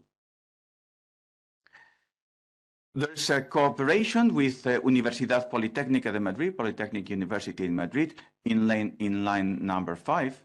And this is publication and use of linked open data. And the main aims are publication and dissemination of statistical classification and other structural metadata. For instance, the previous example of CNAE, as I mentioned before. And this, of course, will facilitate understanding of fundamental data for decision-making, for instance. The idea, and that's what Polytechnic is also concentrated on, is development of an application that adds value to the open data provided by INE, This application will allow users to visualize, analyze data in a more effective and meaningful way. And also a data viewer will include tabular, graphic, and geographic visualization. Also to investigate the design and develop a query API that will be flexible, powerful, and efficient, and very important also for INE. This was made clear from the very beginning. Establish a sustainable system. So the project is committed to creating a long-term sustainable system and process, ensuring that infrastructure and services continue to be accessible even after the research project concludes. Line number 7, which is our third line in our project, concerns application of estimation in small areas for the use of auxiliary information in the disaggregation of survey information. And this is done with University of Miguel Hernández in Elche. And the main idea is to provide estimates for variables, domains, or domains of interest where sample sizes are small, but it's not advisable to use direct survey estimators. The estimated length of this line, as a contrary to the others, is just 2 years, not 3, with one survey considered every year. At this moment, we have got the first survey released to us by INE, and this is concerning the labor force survey, and where the totals of employed, unemployed, and inactive people would be estimated in municipalities with more than 20,000 inhabitants. Also, the total number of NEETs, not in education, employment, or training, NINIs in Spanish, at provincial level, and the total of employed, unemployed, and inactive person, and also the unemployment rate by nationality at national level. For the second survey, this is not decided, but we have some possibilities in mind. Again, labor force service, but different aims or objectives. Household budget survey, and also NE-COVID, which is the very famous seroprevalence national study for SARS-CoV-2 developed in Spain, which is not very common in other countries, and we have to be proud of that, I think. And INE was a very important part of that because it helped in sampling design and selection. But this is not decided, the one for the second year. Also, line number 8, which is the public domain information on the web that determine characteristics of companies related to innovation and on the information society. This was planned to be joined with Granada, but as I've been told some hours ago, it probably will not be involved, Granada University. So the main objective is the analysis and development of machine learning methods that allow to collect information in public websites, also mentioned by Dominika some minutes ago. And this is related to the variables of questionnaires of the company's innovation service. Some specific objectives include obtaining website URLs, automatically detecting a company website based on the name of the company and the VAT number, e-commerce analysis, which is important just to evaluate lists of websites and conclude if these companies sell their products through their own website or via some kind of online store, marketplaces. Line number 8 is concerning the use of public information on the web to determine characteristics of companies related to innovation and on the innovation society. The main objective here is the analysis and development of machine learning methods that allow us to collect information available in public websites related to the variables of the questionnaire of companies' innovation survey. Sorry, sorry for this, I already mentioned before. Yes, I think I will skip the planned tasks and I will go to line number 9 because that was the next one. Sorry for that. And this was related to what I mentioned before, bank card payment information to distribute the expenditure of non-resident tourists and excursionists assigned to an autonomous community of the main destination of their visit to Spain among all the visited autonomous communities. And this is a consequence of the fact that in EGATour, which is the survey already existing, we only have information about the main destination in the autonomous community of that tourist or excursionists. And the idea is to use this external information coming from bank card payment just to enrich this information. And the information that we are planning to have and that we will have very soon, I guess, is information related to in-person payments. I'm thinking about, or we're thinking about, point of sale terminals and cash withdrawals in automated teller machines made in Spain by card users issued in foreign banks. And the auxiliary information will be provided in quite an aggregated way. So consists of payments performed each month and in each province by tourists, grouped by nationalities. So the whole number. And just to end up with the line number 13, which is calculation of imputations in turnover indices in the industry using machine learning techniques. And the turnover index is the measure we are aiming at, and it's computed monthly for the approximately 12,000 industrial establishments in Spain, based on certain productivity, location, and activity variables. And the idea is using machine learning techniques for the imputation of the data that we need to compute the ICN, based and also disaggregated by markets, in order to be able to bring forward the publication date. This is also important to do it earlier. Also, there's some tasks concerning manual and automatic construction of regressors involved in the machine learning, and analyzing also useful combinations of regressors in the layers of the machine learning models. I will skip also the Granada part. So among the lessons learned so far, just to end with this, is, well, this was the first call, the first and only call of this type by INE. And this was very important in my view. But of course, as the first time, it was a little bit too lengthy evaluation and selection period for the project to be founded. As I told you, they were officially decided to be founded in May this year. Maybe it will be at least useful probably to rethink about the selection process.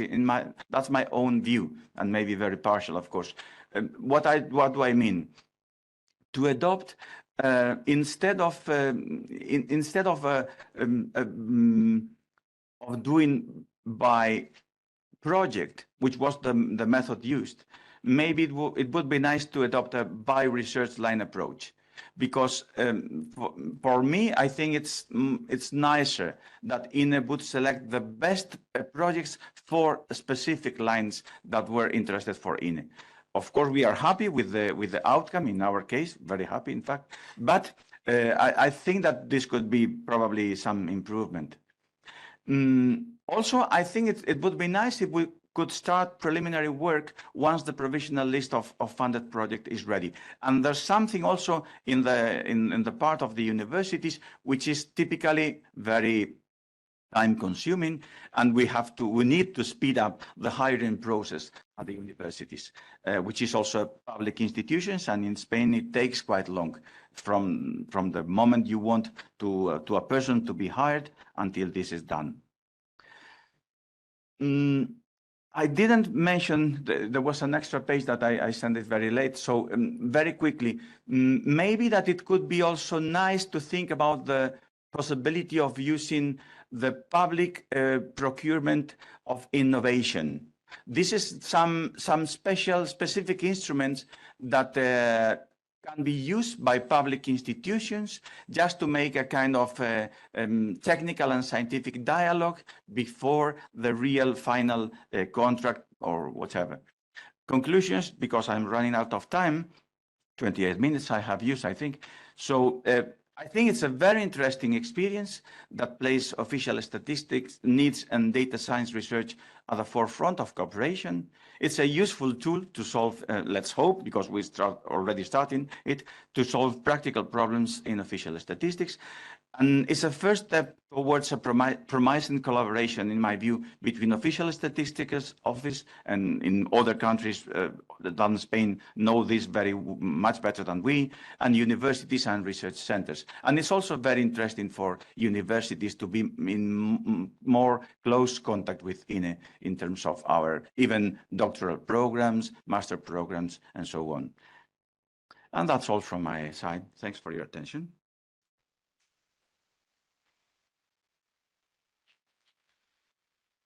Thank you, Ricardo. I'm very impressed with all of you because you are stick on time all the speakers. So if we are late, it's just my fault. So still we have some room for questions. Thank you for your presentation and thank you for explaining this first experience of partnership using this administrative figure of the research lines from the Ministry of Science. But still, there are of course room for improvement. So, any questions related with this kind of projects that we are developing with not only with the University of Coruña but mainly with them? Yes, Miguel Ángel.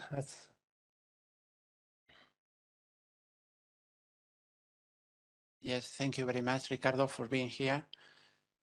And for us, it's also a great opportunity to collaborate with your team in this kind of projects. I would like to ask you a question about the list of projects that we include in the call for tenders. And what is your opinion about the balance between how concrete are the specification of the projects, who is good for just to have a clear idea of the results, and a more general approach of the projects, of the specification of the projects, in order to give enough room to the innovation and investigation to be developed and to provide with more in some kind reusable and applicable to different statistical domains of the results of the projects. Thank you, Ricardo. Thank you, Miguel Ángel. This is a very good question. I have the impression that, of course, for us, for researchers, it's not very common that we have a call with a very specified lines as we faced in that one with INE. We do it when we have a contract with a company. And since our research center have plenty of contracts with companies, we are used to do that, but not on a competitive call, but on an agreement with some company where you contact it and things are really much quicker than in this case. For a competitive call like this, I think it's very good that INE produced detailed lines. Sometimes the methodology that we thought about, because although INE publishes research lines to be addressed somehow, of course the methodology is open, and my feeling is that sometimes when the researchers go for that call and apply for that, we plan to use methodology, but that not always is the case that is useful or the best one that INE would like. And in fact, we are already feeling this in the starting of the projects, and this is essentially one of the reasons why I am just figuring out that the public procurement of innovation, the PPI, Compra Pública Innovadora in Spanish, could be useful. Because there is a scientific dialogue from the very beginning when the first initial call is published, and there is a process in which, based on that dialogue, the public administration, in this case INE, and the ones that are applying to that call may have an agreement of which are the more detailed specifications that they can ask for. Of course, it's also a lengthy process, but and I don't know how complicated would be to do it in the very first time that one institution publish a call like this. But in my view, it would be a kind of more not so abrupt, let's say, decision. It's of course it's just a matter of wish, probably, and not so convinced about how realistic it is. But that's very important. We are trying to be very flexible and to adapt, let's say, our methodology to the real need of INE, because this is essential. Otherwise, this would be worthless. Thank you, Miguel Ángel. David, you have some question from the chat? Yeah, we have a question from Lola Ugarte over the chat. Do you think it is compulsory to change some programs at the university to be closer to official statistics centers? Oh, that's a very good question of Lola, as always. Not the well, maybe a little bit, but one of the real big problems now is not only the time that from the point that you want to publish a call for hire someone until the point you hire him or her. It's also the fact that it's difficult to hire good qualified people. And this happens very especially for statisticians and more generally for data scientists and data engineers. And it's very, very difficult sometimes.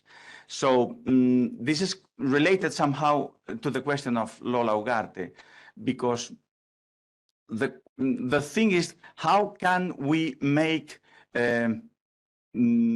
statistician positions in statistical institutes, in statistical offices, in the university, attractive positions for these very well paid, by the way, data scientists in private sector and things like that. And this is a real complicated.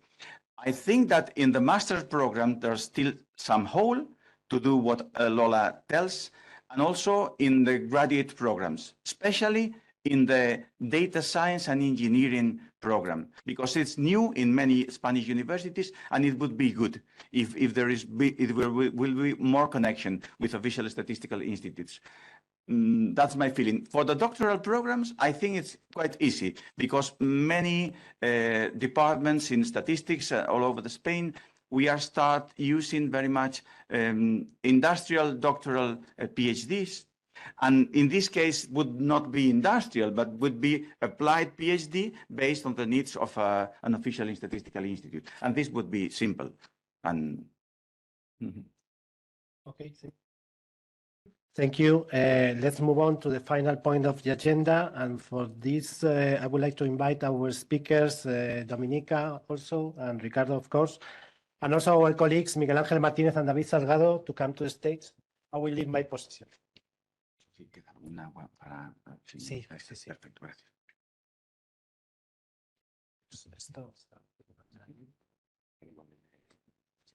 Is it you sure? No.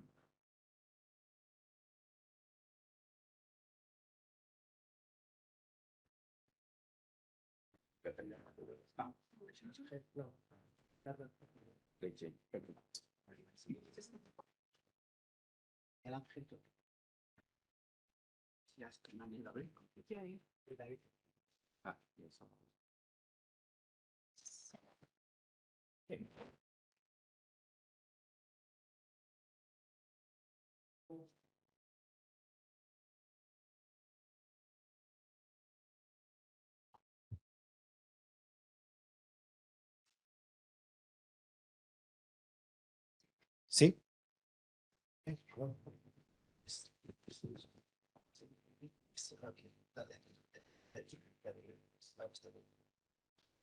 Well, thank you for the final time today. We have a panel of experts, and of course, Marleen, who is in Netherlands. And for those who may not be familiar, I'm sure that that is not the case. with Miguel Ángel Martínez. He has been working for INE since 1986.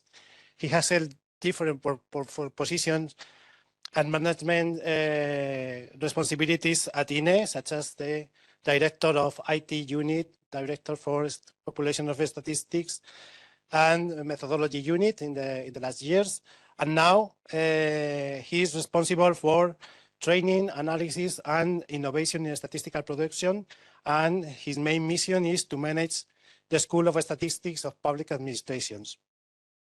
And to start with you, Miguel Ángel, I've heard that in the recent training course of the new statisticians, you have implemented a new model of collaboration and team-based work, asking to these groups to solve a kind of realistic problem.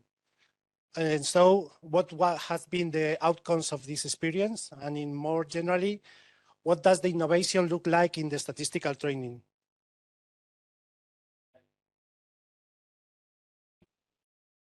Thank you, Adolfo. Well, I'm not sure if it is very innovative way of training, but yes, our aim was to provide in the course. The course is a compulsory course in order to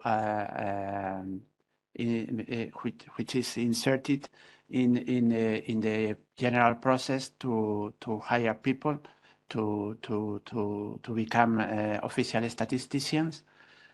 It's a course who has been delivered for 260 people, and so it was completely online, an online course. And the aim was to provide these people with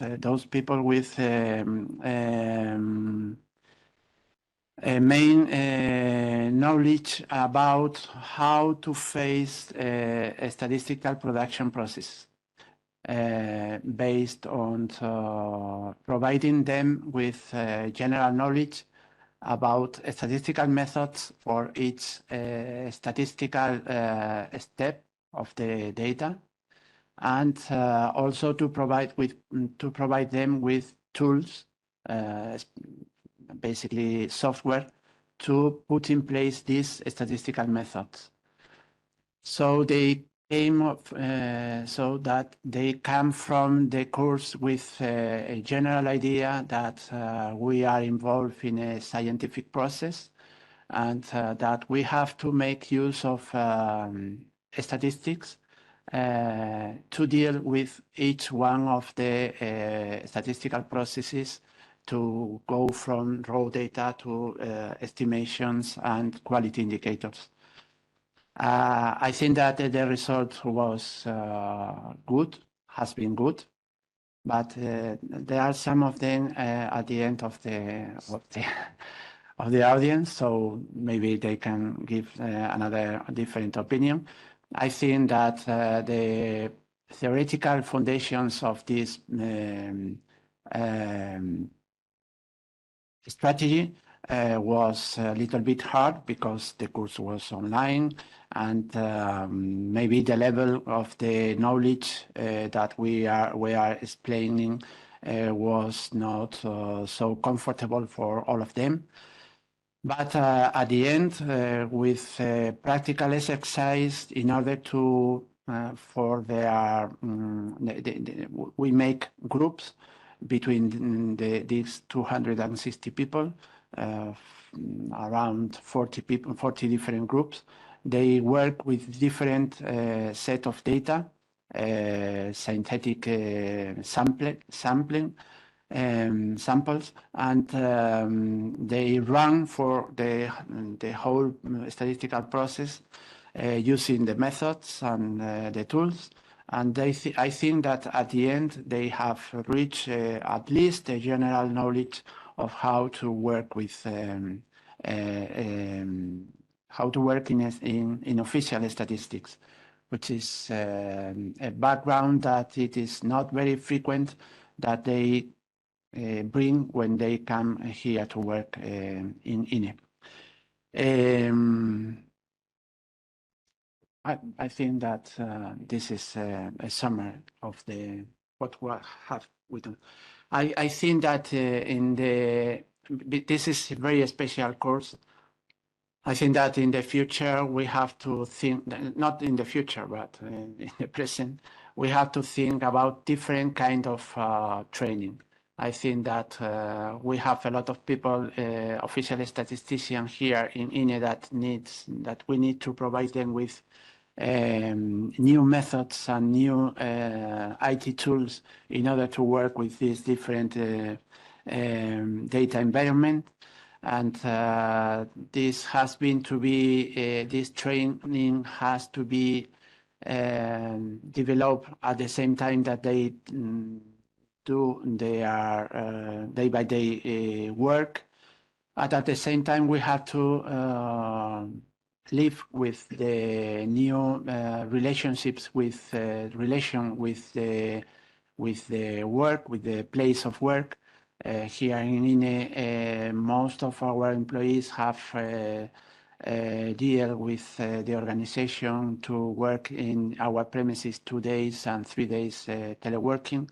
So I think that all these issues lead us to a kind of training based on online courses, short online courses, organized in more in longer programs that allow the trainees to give all the basic knowledge in order to be able to deal with, I don't know, web scraping data. Well, they have to know something of software, something to statistical methods in order to carry out the duplication, natural language treatment, etc. So I think that this is our future, but we need to build a platform to give this kind of training, and I think that this is our main our main goal for the future. Thank you, Miguel Angel.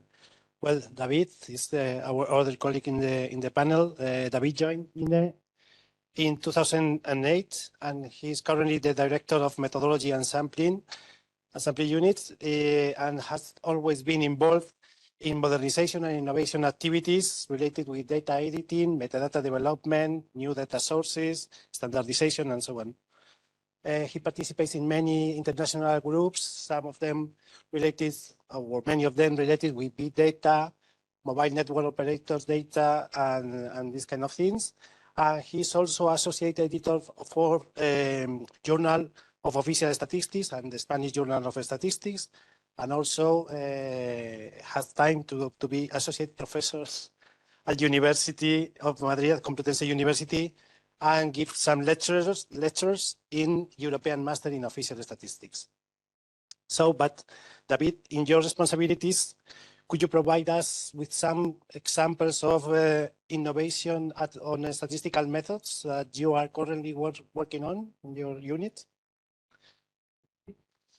Yeah, thank you very much, Adolfo. Yeah, I can mention some projects going on the methodology and sampling unit, sampling design unit. I can mention, for example, the TEAM project, Time Series Exhaustive Automatic Modeling, in collaboration with the IT department, the Department of National Accounts, and soon with the rest of producing units, to build, first to develop some statistical methodology and to build some computer tools to automatically identify seasonal adjustment models.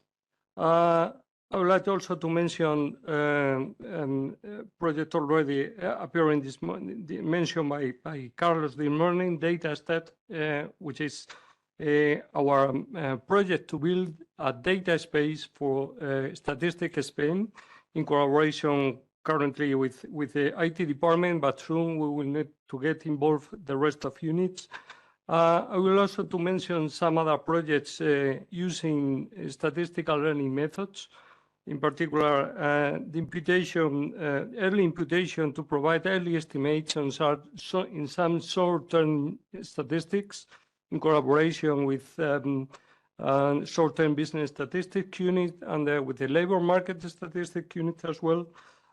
We are also using statistical learning methods to integrate administrative data and survey data to what we say impute beyond the sample to produce synthetic values in the population frames, together with the structure using the structural business statistics survey data and the business register together with administrative registers. We are also integrating administrative data to deal with survey data to deal with a classical validity and measurement error. Project already mentioned by Ricardo, the automatic coding based on machine learning, in which we will try to process natural language to provide codes for the different official statistical classifications, starting by the economic activity classification.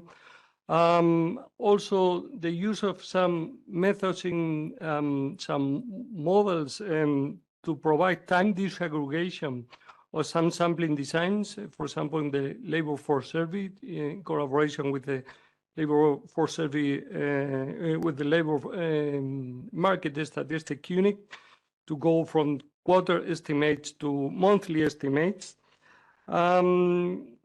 And already mentioned by Ricardo, the treatment of very long time series to deal with the structural break, to build accurate seasonal adjustment models, or the smaller estimations that we are also starting with in collaboration with Universidade de La Coruña and Universidade de Elche. And finally,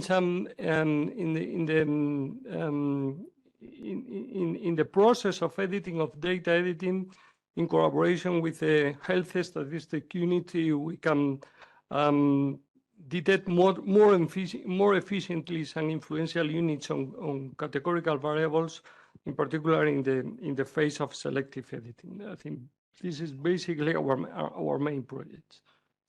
Thank you. We have a bunch of projects running on now. Now I would like to address some question to Marleen. If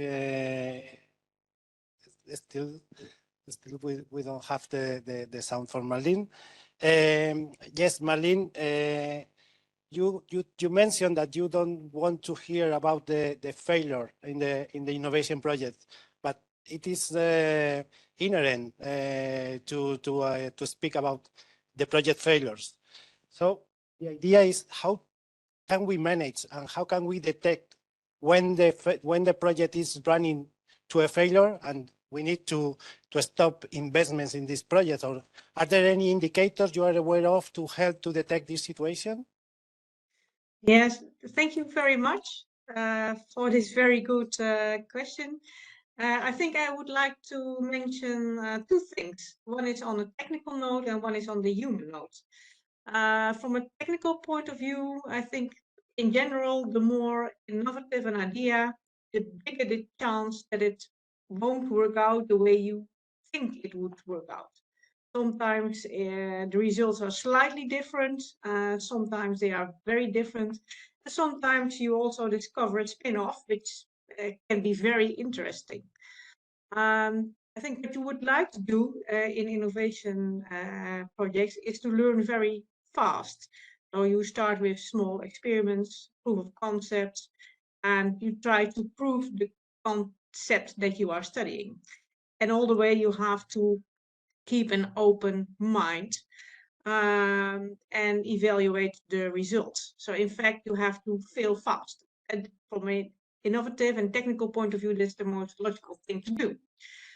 From the human side, no one likes their idea to fail. If you have an idea and you have the opportunity to prove it, you want to be successful. So it's difficult if you fail. So with innovation, you also need, I think, a culture or an environment where you can experiment and where things can work out differently than expected without that you get the label that you failed, because you didn't fail, you tried something and worked out differently.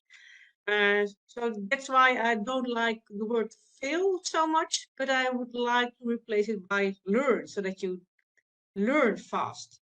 And I think it's that a safe environment where you can experiment and learn is very important if you want to bring innovation further in a organization.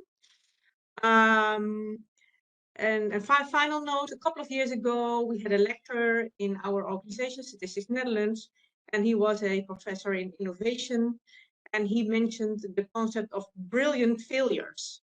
So the idea was to organize a contest and to choose the most brilliant failure and award it with a prize.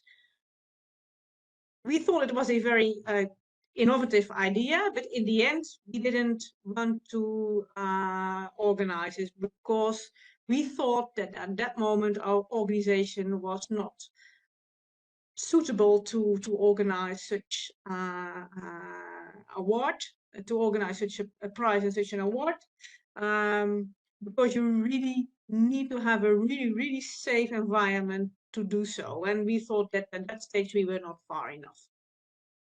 Thank you. Thank you, Marleen.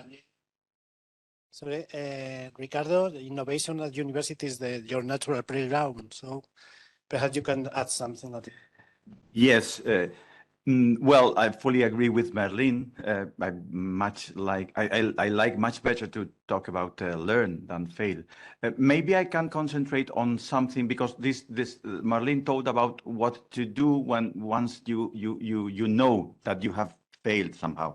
But maybe something interesting is just to plan in advance in case you fail, and I will just call this risks. So what about asking in any call? We researchers are very much familiar with writing proposals, and in some calls this is also very important, to plan for possible risks and to write explicitly what plan B you may have in such a case. And in some of these calls, even this is evaluated very seriously, and it has an important part. Maybe also a nice suggestion for the next call by INEM, because this taken into account by the proposal itself, how you will do things if you identify possible risks, because you cannot identify anything. Starting grants, research, advanced grants, consolidator grants, synergy grants from the European Research Council exactly use this in their calls. So that's a possibility. Thank you. I like very much Marleen's suggestion about talking about brilliant failures. Again, mainly with our boss, I have had a brilliant failure today.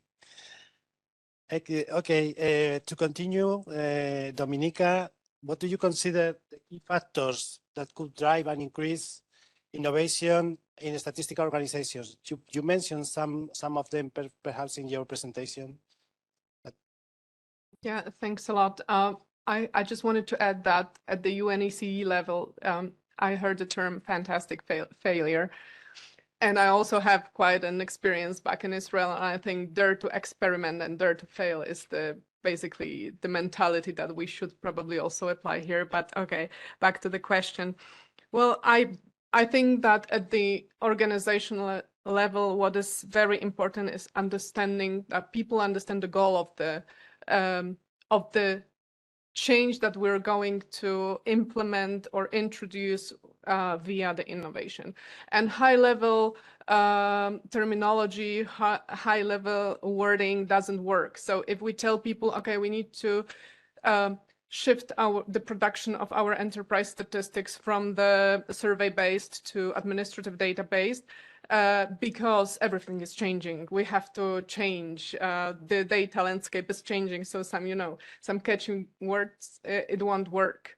People need to know why. We need to operationalize it and just explain them that, for instance, you will not need to go to your respondents and ask, questions and deal with the response rate and so on and so forth. So very concrete explanation, and also having everybody on board. It also speaks a little bit to what I already mentioned, replying to David's question before, that you have to think how this change will affect various areas of your organization.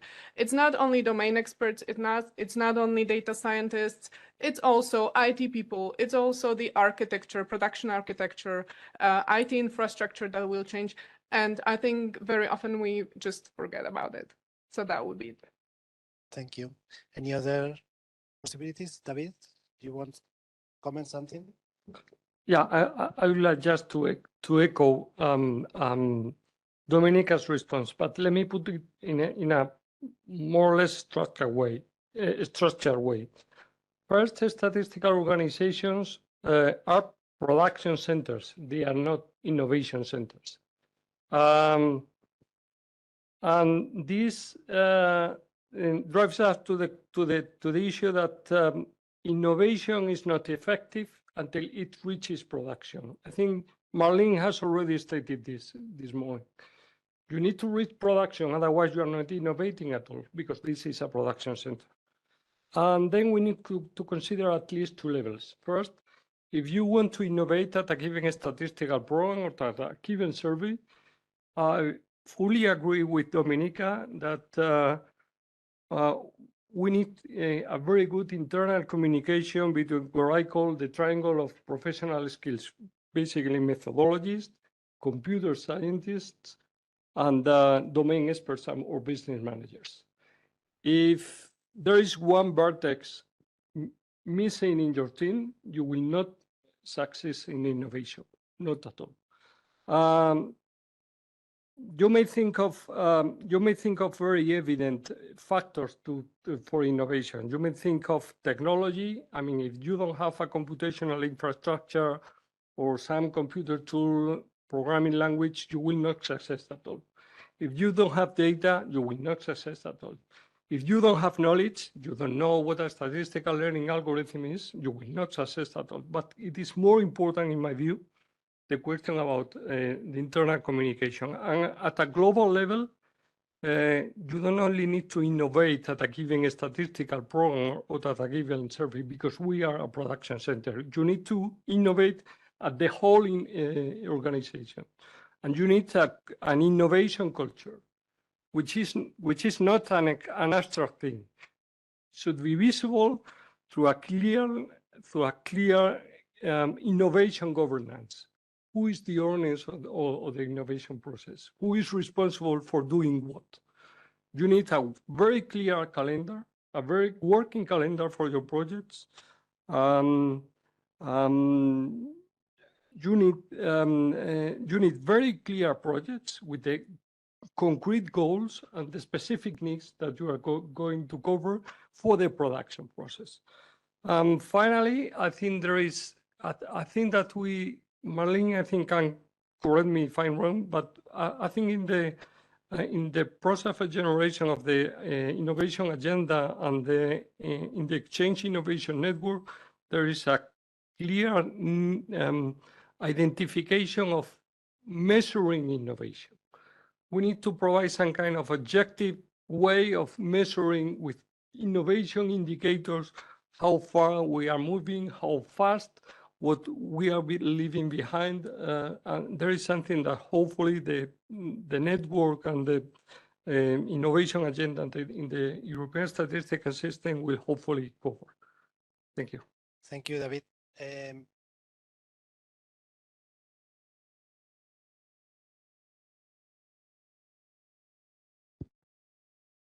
Thank you for your answer. The next question after the key factor to increase the innovation was some factors that could put some obstacles on the innovation initiatives, but I can understand that the lack of the innovation culture or lack, of course, of resources could explain. So I'm going directly to the final questions according to our time. So this year, and this has been part of the lemma of the European Statistics Day, 2023 is designated as the European Year of Skills. What do you think are the top training areas we should prioritize in order to make sure that our statisticians could contribute to the innovation projects and the innovation agenda, and to be integrated in all these working groups in an effective and positive way also for INE? Perhaps Miguel Ángel? Thank you. Well, I think that as future and present statisticians that are going to be data scientists in any way in the coming years, we need to provide them, our staff, with skills in both on IT and or statistical methods, in order to give them the opportunity to deal with new data sources and new society demands and policy needs, and in order to collaborate with other colleagues from the European statistical system, or to collaborate with universities. So with this perspective, I think that on IT, I have to provide our staff with knowledge on several subjects. For example, in open source software, R, Julia, Python, or whatever, because this is going to be changed very quickly in the near future. Because in other way, we are not going to be able to collaborate with them, but not only on just how a language is and how do I have to write the sentences or something like that, but mainly in how to organize the development of software in order to be reusable and manageable in the future. I think that the modularity is a basic principle on that, and also in tools to collaborate in the development and sharing of software like GitHub or GitLab or things like that. Regarding the statistical part of that, I think that the theoretical foundations of the methods that we use is essential, because in other case we are not going to be able to fulfill some of our basic essential principles like replicability or transparency. And I think that theoretical foundations are very important. And then, of course, to put these methods in practice in very concrete questions. I think that practical problems of the process of data have to be solved with the application of this training. As David said, there is no innovation without a final application of the studies. I think that. Thank you. Ricardo, statistical training is also your responsibilities. Yes, I fully agree with Miguel Ángel. Apart from the classical, let's say, background in statistics, we need to use much more, let's say, tools from the data science and engineering field, if you want to say that way. Not only data science, also data engineering. Thinking about artificial intelligence, machine learning, natural language processing, of course, also. Also some other more technical, if you want to say, not so scientific, but technological or engineering type of things. High performance computing, databases, of course. This is rather classical. It's also, in my view, very important to have an open-minded professionals in statistics and more and more connected to other people from other fields, where you have to understand what they tell you and to figure out what type of statistical instrument or method you have to develop for that, and also to make himself or herself understood by others, because we sometimes speak a little bit technical. I think that it's also important to figure out the balance, to be trained in figuring out the balance between statistical efficiency and computer efficiency, because we are facing problems, some of which are extremely time consuming, and we know that we may lose a little bit of efficiency in terms of statistical, mean squared error or whatever, a little bit worse, but being feasible instead of situations that will be very efficient from the statistical point of view, but very inefficient from the computational point of view. And in the very precise case of statisticians in the, let's say, academia, researchers and so on, I like very much a sentence of a colleague of mine that is now not true, but it was true probably some years ago, which was that sometimes researchers in statistics, especially theoretical statisticians, look for a person whose head fits to the nice hat I've done. And of course, you are very happy when you find that person. But it's much more important to make a nice hat for this person whose head I'm looking at this moment. Thank you, Ricardo. To finalize this, touched me because it is especially true in dissemination, statistical dissemination, probably. No, we want the users understand what we have thought before for them. So, but thank you very much to all the speakers. I ask for an applause for these panelists.